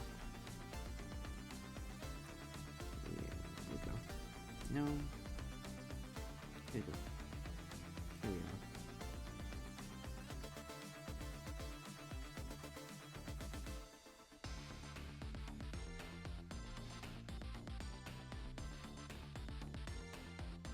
I do also think that it's so interesting how the genre of dating games in general is so tightly linked to one, horror, and two, psychological thrillers and stuff like that. And I think it is also one of the reasons why a lot of shoujos and a lot of like media geared towards women, especially in Japan, is actually horror media. Like, we don't really have that as like carded like that in Western stuff, but a lot of horror mangas are actually published as shoujos and go in the world in shoujo manga magazines. So shoujo is usually media manga geared towards young girls, and shonen is towards young boys. It doesn't have to be adventure, it doesn't have to be romance, it doesn't have to be anything. It's just who the main people that it's geared towards is. So you can have shonens that are not adventure, you can have JoJo's that are not romances. And the fact of the matter is, a lot of horror manga are published as JoJo's in JoJo magazines, because if you don't know, in Japan, the publishing industry, the way it works is you are usually published first in a magazine, and then every week you have to send a chapter and stuff, or a month, depending on the magazine that you're in. And then at the end you get, when there's enough chapters, you get your manga published. And if you continue to be, because you have polls in those magazines, and readers get to vote for what they want to see continue. So if you've ever had a manga and you're like, I don't understand why it's ended so abruptly, chances are they got heated out of the magazine they were published in, sadly.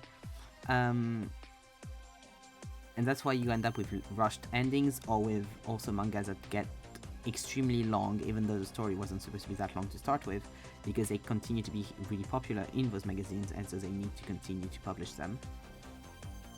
And they'll take as much as they can. So yeah.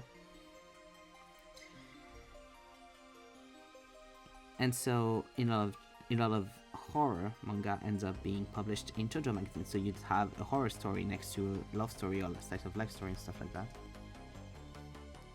And sadly, a lot of the time in the West, when we publish manga, we change the genre that it's supposed to be in, because a lot of Western editors think that the genre is JoJo or shonen, and that's not the genre that's marketed towards. So if it's a love manga, it'll always be a JoJo. If it's a horror manga, it will just be written horror on it. Stuff like that, which is an issue. And so you kind of lose that kind of thing. But it's very interesting, I think, how horror is, and especially psychological horror, usually aimed at female audiences.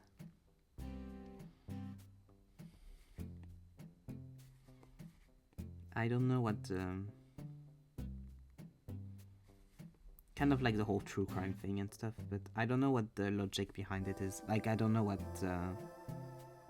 thing is with that.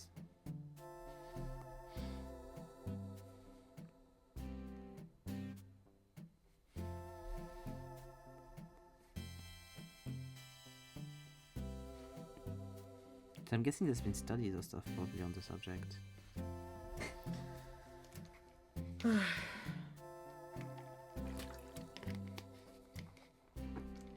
check in. Wait. Up. This is the full illustration, right? Oops. So we can see how far.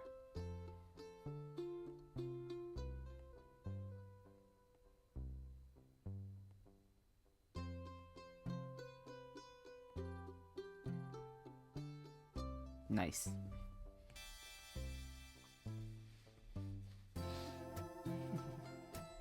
I like doing that every so often to be like, no, you're actually doing good. You're getting somewhere.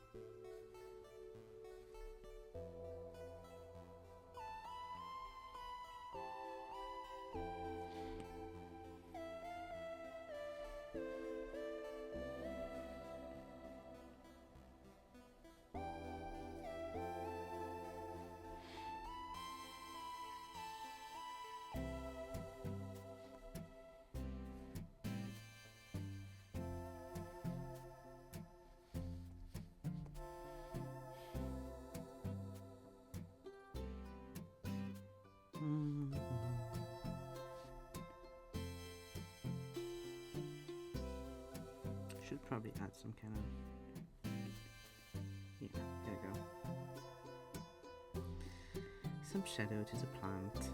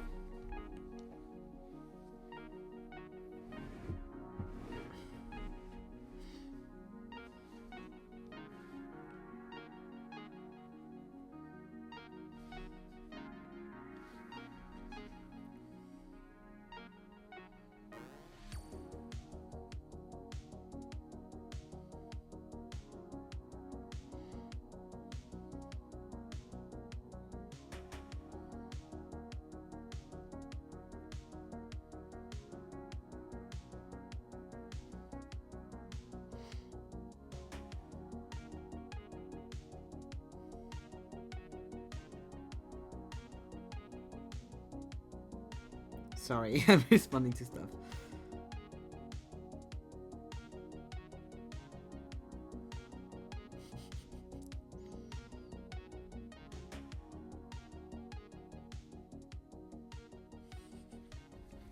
Okay.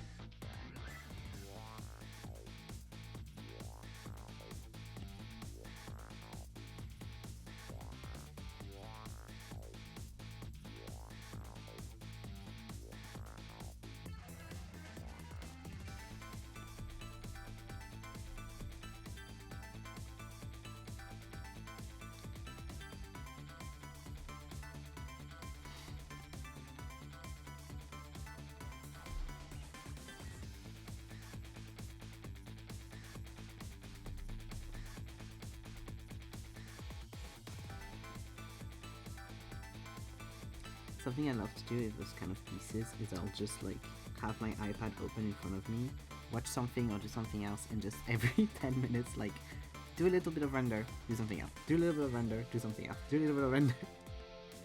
Or like do a session of like 2 hours and like, oh, I can't do more of this today. 10 minutes later I'm back on it. Art is a drug. It's a good one, so it's fine.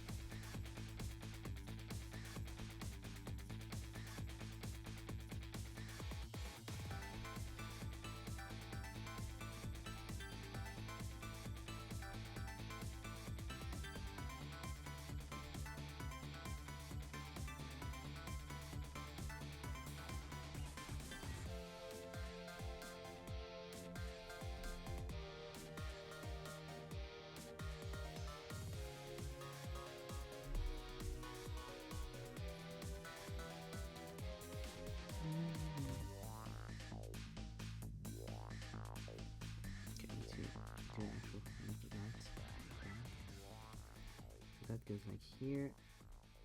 Please. Please. Thank you. Goes like here. It goes like this. Okay. Try it. Hopla. Here we go.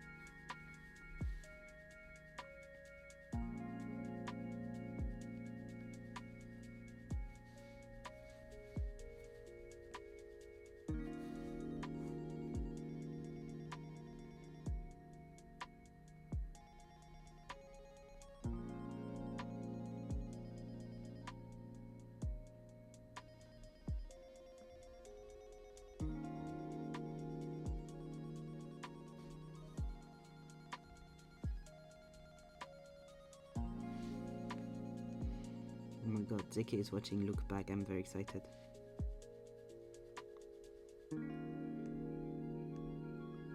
Because yesterday, after I watched the movie, one of the people I sent a message to was Zeke, being like, hey, I think you'd really like this movie. It's a movie about art, about being an artist and stuff like that. And usually we vibe on the same kind of thing with that. Because one of the things I thought about when I was watching the movie, when I finished watching the movie, was that I was like, I wish I could have seen that movie in cinemas with Zeke, and we could have like just excitingly talked of it afterwards. Because it felt like a movie that could be a really nice thing to do that with specifically with Zeke. And he just sent a screenshot of like the first frame of the movie, I think, in chat, being like, in the group chat, being like, hey, I'm watching it, and I'm like, yes. Very excited. Because yesterday, after I spoke with him about the movie, he was like, oh, I'll watch that tomorrow. And I was like, oh, nice. I didn't expect it to be that soon, but nice. Very happy about that. He's been watching lots of movies lately, which is cool.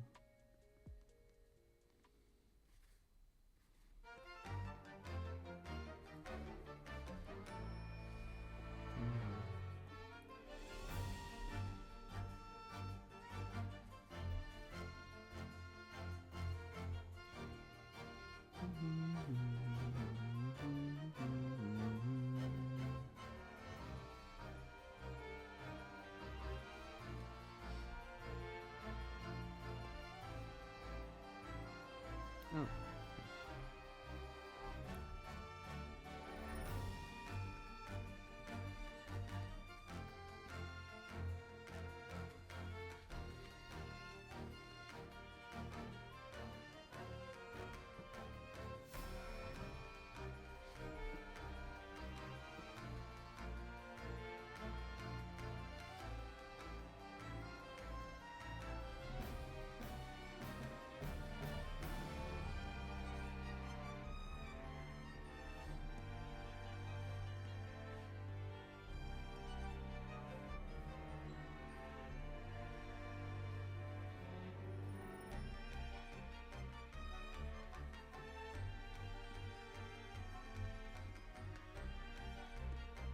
So I'm excited to see what he'll think, and I hope he likes it.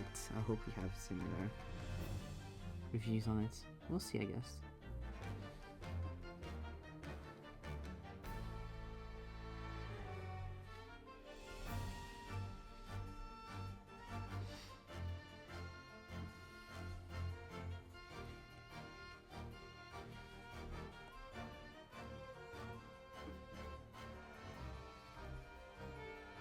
Because when I finished the movie, there were 3 people I sent messages to. There was, well, Zeke, because, you know, artist and kind of similar in that way.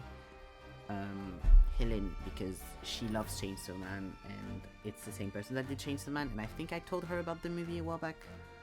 And so I was like, oh, I need to tell you about this, of course. And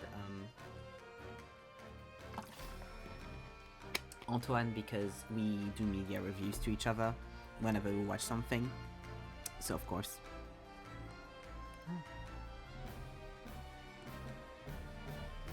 Oh, I see, okay. Not the same white. Which is always really nice. Like, I love getting a long message from Antoine that's just a big media review of whatever he's been watching. Has seen or will see. He does that with my streams even. It's so sweet. He'll watch a VOD of a game that I'm playing. And then he'll be like, oh, I watched the VOD of this. This is what I thought. And I'm like, oh, thank you. It's just so sweet. Like with the Mist stream, he does that. He did that with Tales Noir as well. He'll probably do it with Disco, I'm guessing. Oh, I realized I fully forgot to talk about this, but I wanted to talk about it. Yesterday, for some reason, YouTube was being a shithead to me. Like, it wouldn't let me upload my A Little to the Left VOD. I don't know why. It was just refusing to let me upload my VOD. And I was having a really hard time. Like, I had, in the end, while I was doing the sketch for this, I had YouTube open, letting it load for like 2 hours, knowing that like I've never had issues and it never needed that long before. So I let it load for like 2 hours or something while I was doing my VOD, and my phone was on 4G, watching YouTube on my phone, or like streams on my phone while I was drawing.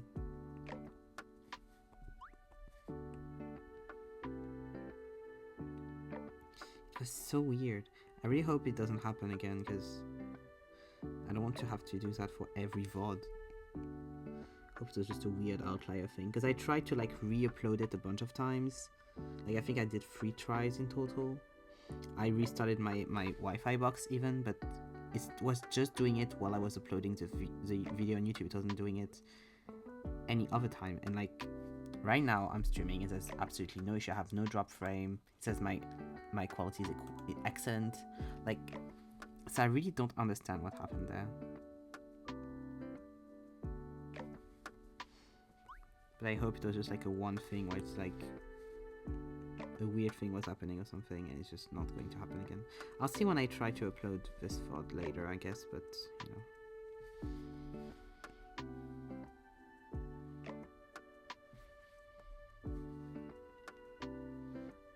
It wasn't like specifically longer than usual. I have done like a longer VOD and there was no issue. Because what I do usually is I'll download my VOD after I finish stream, and I'll put it on YouTube while I do other stuff, and I'll let it load all night and then come back the day after.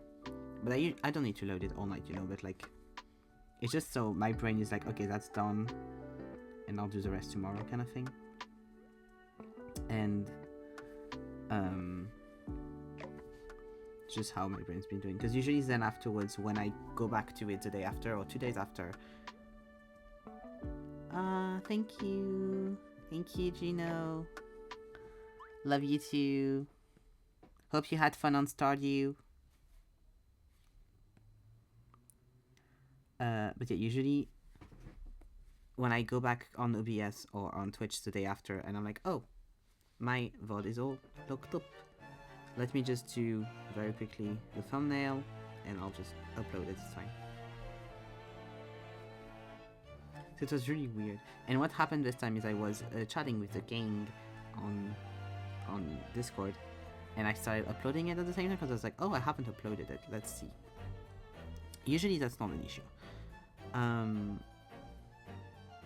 then it's just Wi-Fi wasn't working anymore, so I was like, okay, you're having a really hard time, as I can see, I'm going to not do that.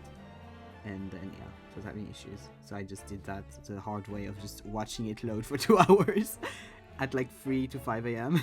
And then I was like, I hope this doesn't happen anymore. Had a lot of fun fishing. I'm looking forward to the next time. See you tomorrow. Oh, for sure, I bet. See you tomorrow too. Sleep well, sleep tight. Thank you for coming in chat, for telling me good night. Hehehe. You've had a big day, you deserve all the rest. I mean, you always deserve rest, but like in general, when you have a big day, it's even more. Even more.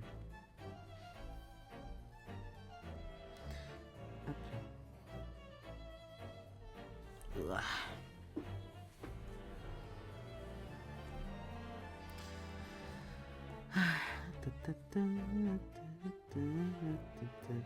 I'll have to do all the images inside of this because I did that a little bit more than what was in the UGs. It's just like random ass pictures of her. It makes no sense to be Polaroids, but it's fine. Some of the pictures, those four, there's oopsie. Those three ones, this one no, but the other three are pictures that are actually in the background of the other one I made on stream last time. The one where they're on front of the page and then there's blurry Polaroids behind them. Those three are in the background. That's why I added them in here. Because I was like, little reminder to the other illustration I made. Making the lore, making the lore. I love making my own little lore for stuff. My whole, I mean, that's called headcanons. It's literally just called headcanons. I love making my little headcanons for everything.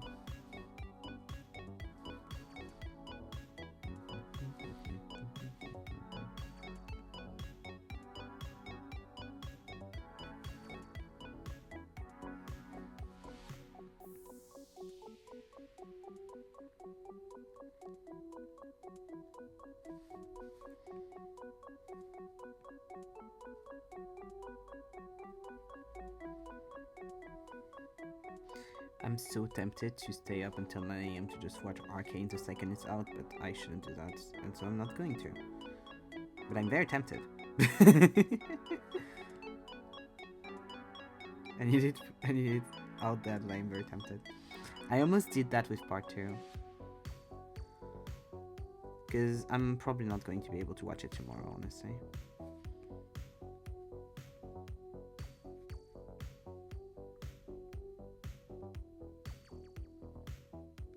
It's fine, I can watch it on Sunday.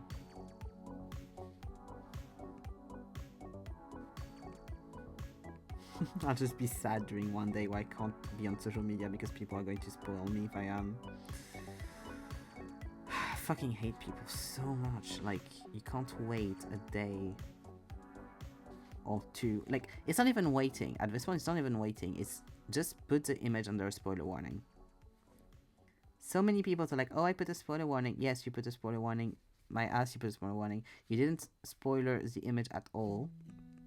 And on edits, you just put a spoiler warning, and by the time you finish reading the word spoiler warning, the spoiler is on screen. Like, just let your music run a little longer and wait a little bit. And then start your edit. Like, it's not that hard. It's really not that hard. Or if you don't want to have to do that, you wait a few months before you post your fucking edit. Like...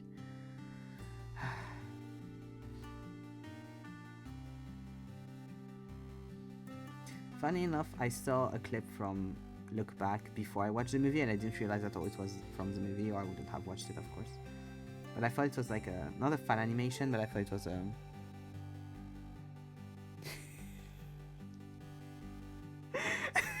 Sorry. Zeke just sent me something very funny.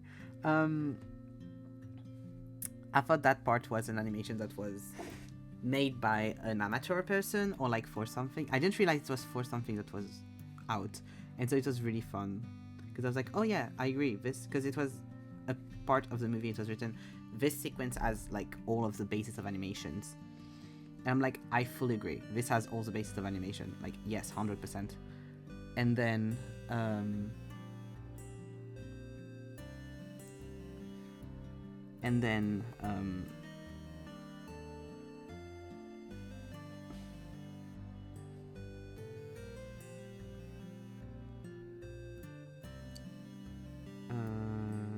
Sorry, I lost my train of thought.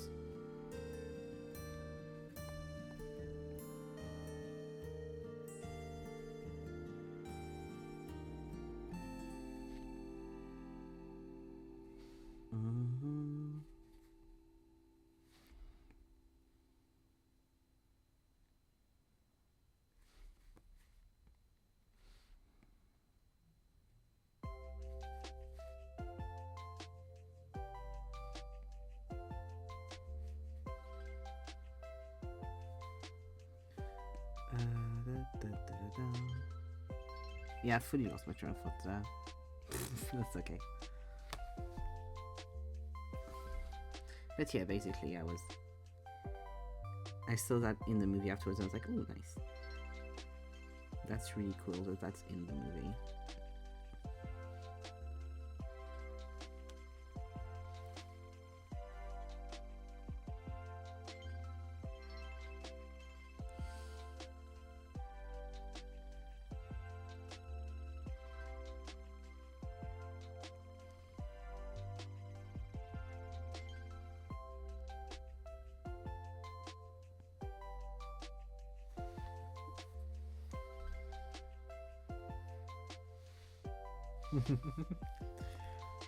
JK got reminded that they could live react the movie to me, so they're just sending me the updates. Amazing.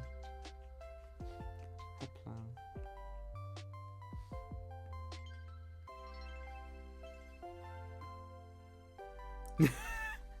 Welcome back, Helene.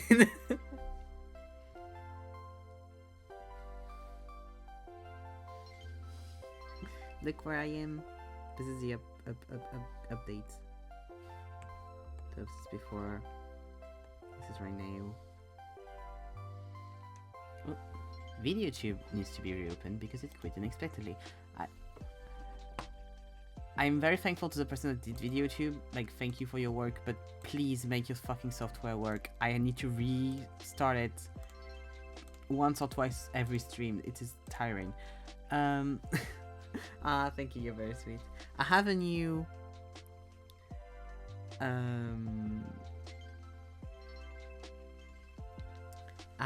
headcanon about the place.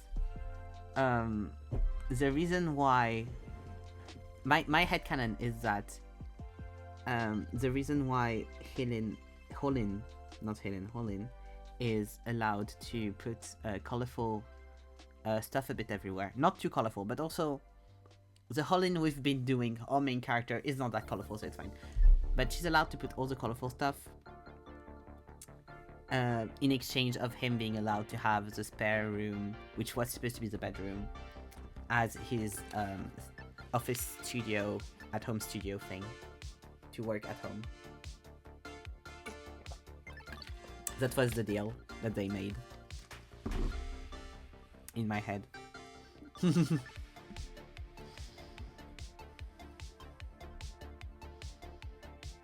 As I detailed the little Polaroids a bit more. They're not detailed at all, but they have a little bit of, you understand what's going on. Look at the cozy bear. He's so cute. Also, I'm glad you love the headcanon. Though I don't think Castiel would need a deal for him to let her do what she wants here.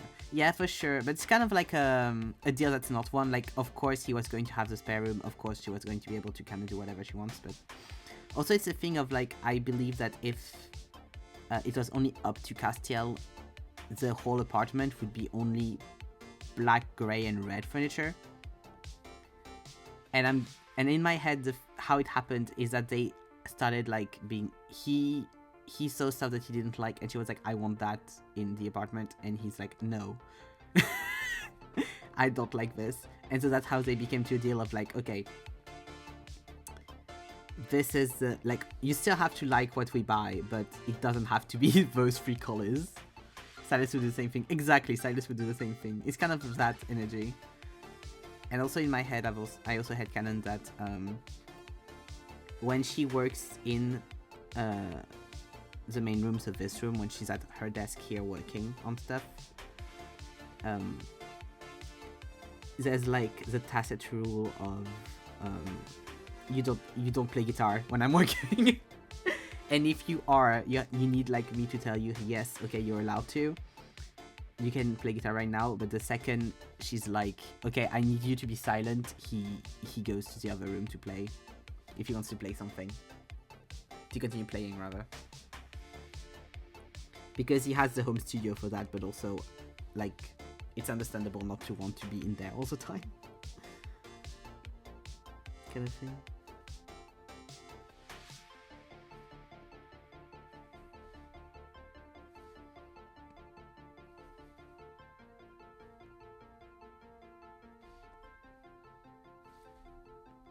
Yeah. Because I don't think Castiel would have accepted, like, a purple couch. If not, like, he wouldn't be like, oh, you're not allowed to have colorful things, but maybe like a purple couch with like a green and purple bedding and stuff. He would have been a bit more like, can we have gray? I'd like to have it gray. She's like, no. We have red stuff, we have gray stuff, we have black stuff. Need some color in here.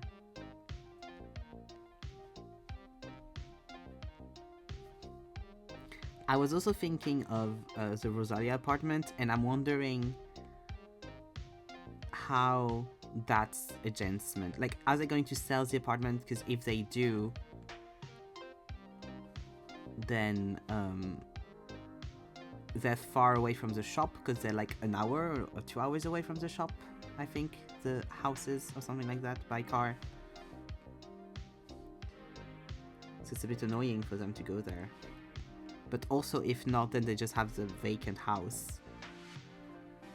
So I'm like, I had a bunch of thoughts about like the adjustment of this, because in my head I was like, oh, something that could happen is if they leave the apartment, they can sell the apartment to MC and whatever boyfriend she has. But then I was like, no, actually it's not practical, because the apartment, because it's like near the cafe, so it would be perfect.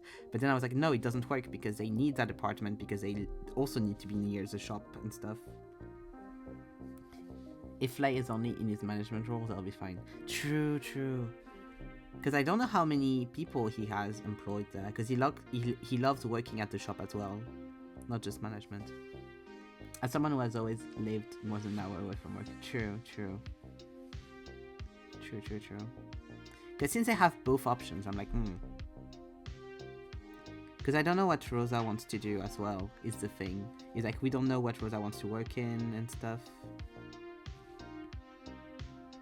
Because like, if you don't have another option, then yes, you do it and that's fully fine. But if you have the option, you know.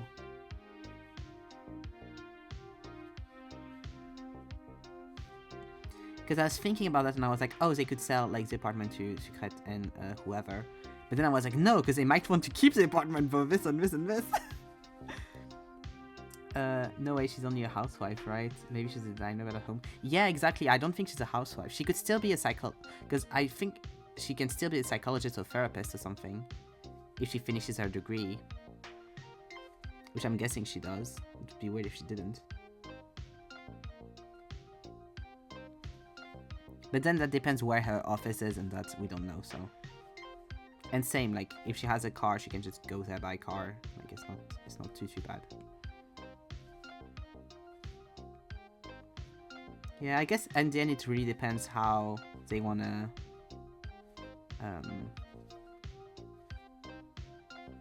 raise their kid in the end.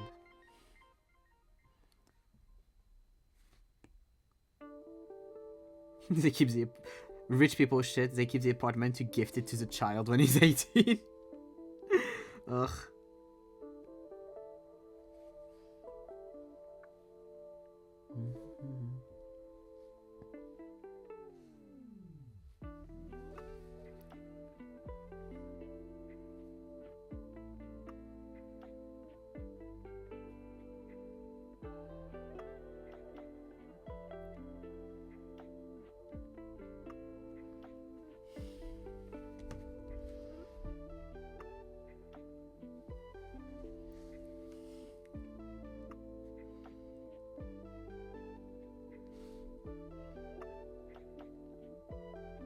But yeah, I was having a lot of headcanons and thoughts about things.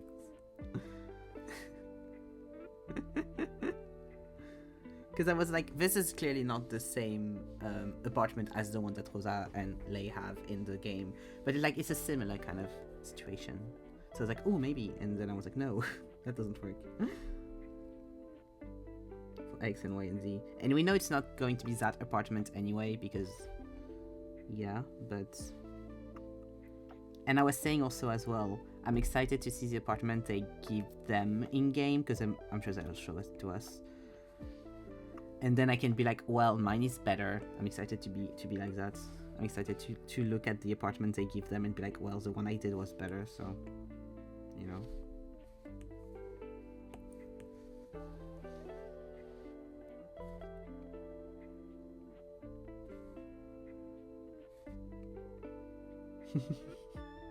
Oh my god.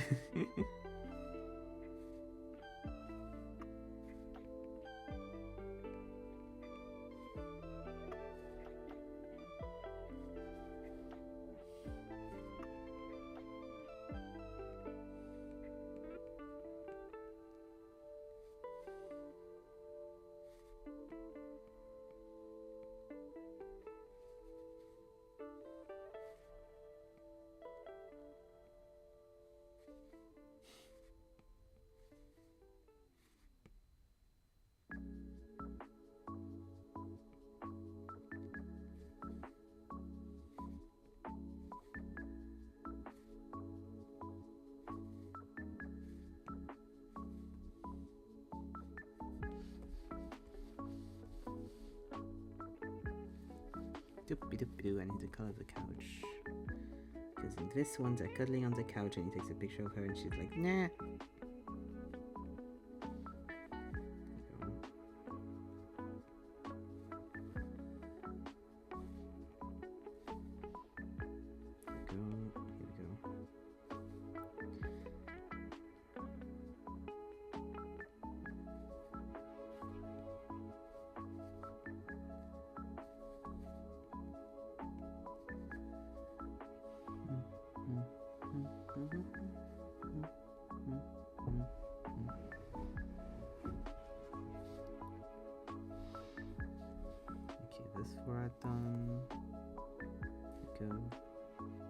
At first I wanted to add a lot more Crowstorms as a guy's band stuff, but I was like, first of all, he would have much of the things probably in his office.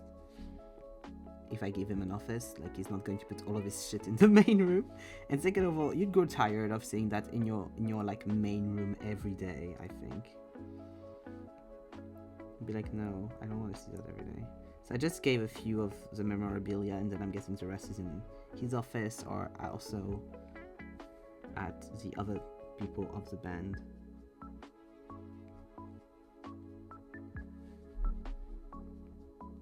So I just gave them the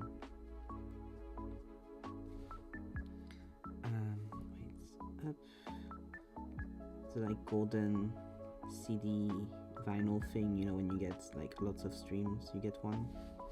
This thing. Yeah, I just did so 2 because they have more than one album at some point, and like the art for the albums. And that one can be an EU tour poster of them, but it's probably a EU tour poster or something else. So we have a little bit.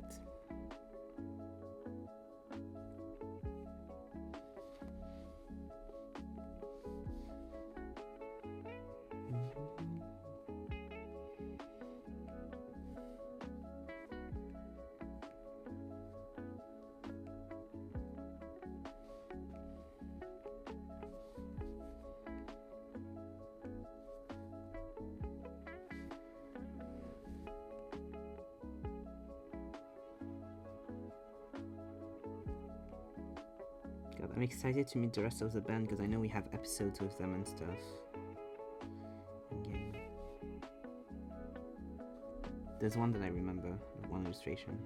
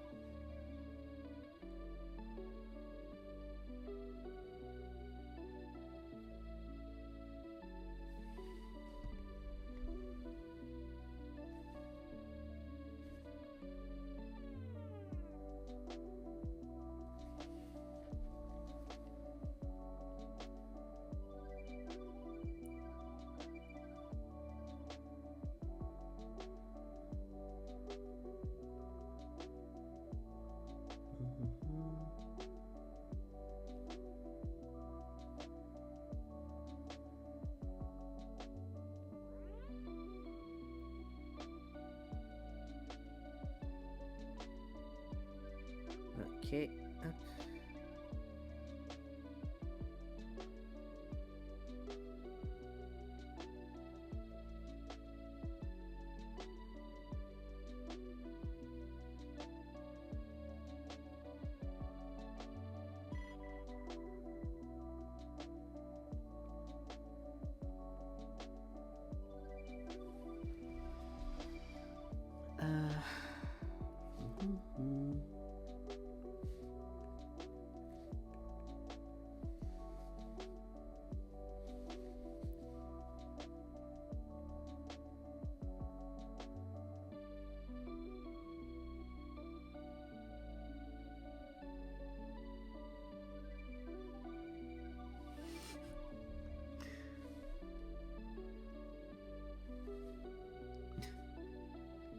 Exactly got to the Cintiq part and said me, oh my god, the Cintiq.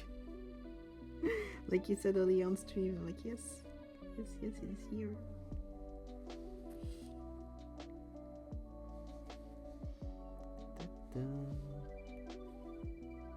My stream got streamed on Discord.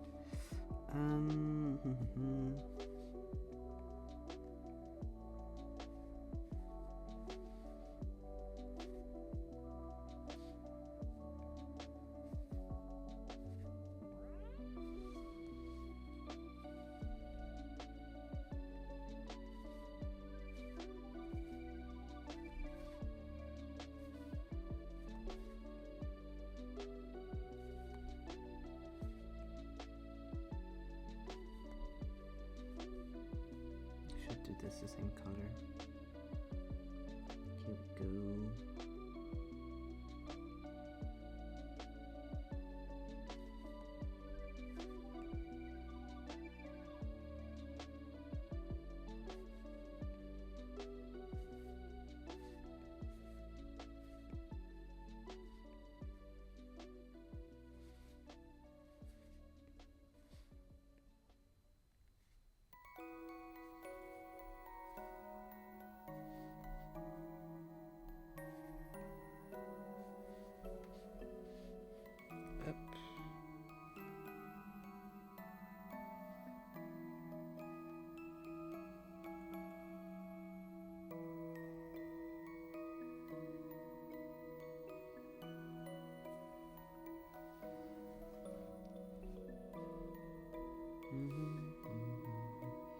Well, pretty much done with the top. I just need to do the inside of this Polaroid. That I can need to fix it, like it's not. Wait, yeah. That's not like perfect, I need to fix it. And yeah, do the inside of the Polaroids. But apart from that, the top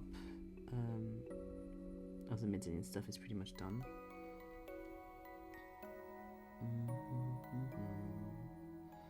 Then I'll just quote unquote need to do the other half of the illustration.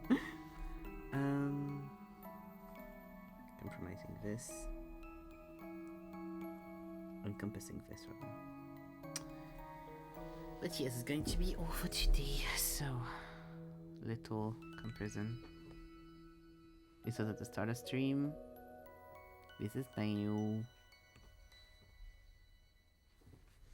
So yeah.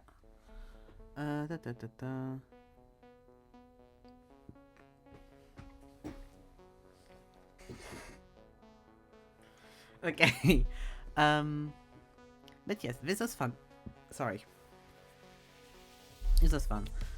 Had a nice time doing all of the render. It's always nice to get back into something new and do all the little nitty-gritty render parts, and always keep the characters for last because that's my favorite part, so I need to do it last or I'll feel fully so not wanting to do the rest. But yeah, I'll be going now. Thank you for hanging around. Tomorrow we have Mist 4 stream, so second stream on Mist 4, and the co-working stream on Sunday, of course. Thanks Nan, thank you Helene. I'll be going now. See you all tomorrow. Bye bye.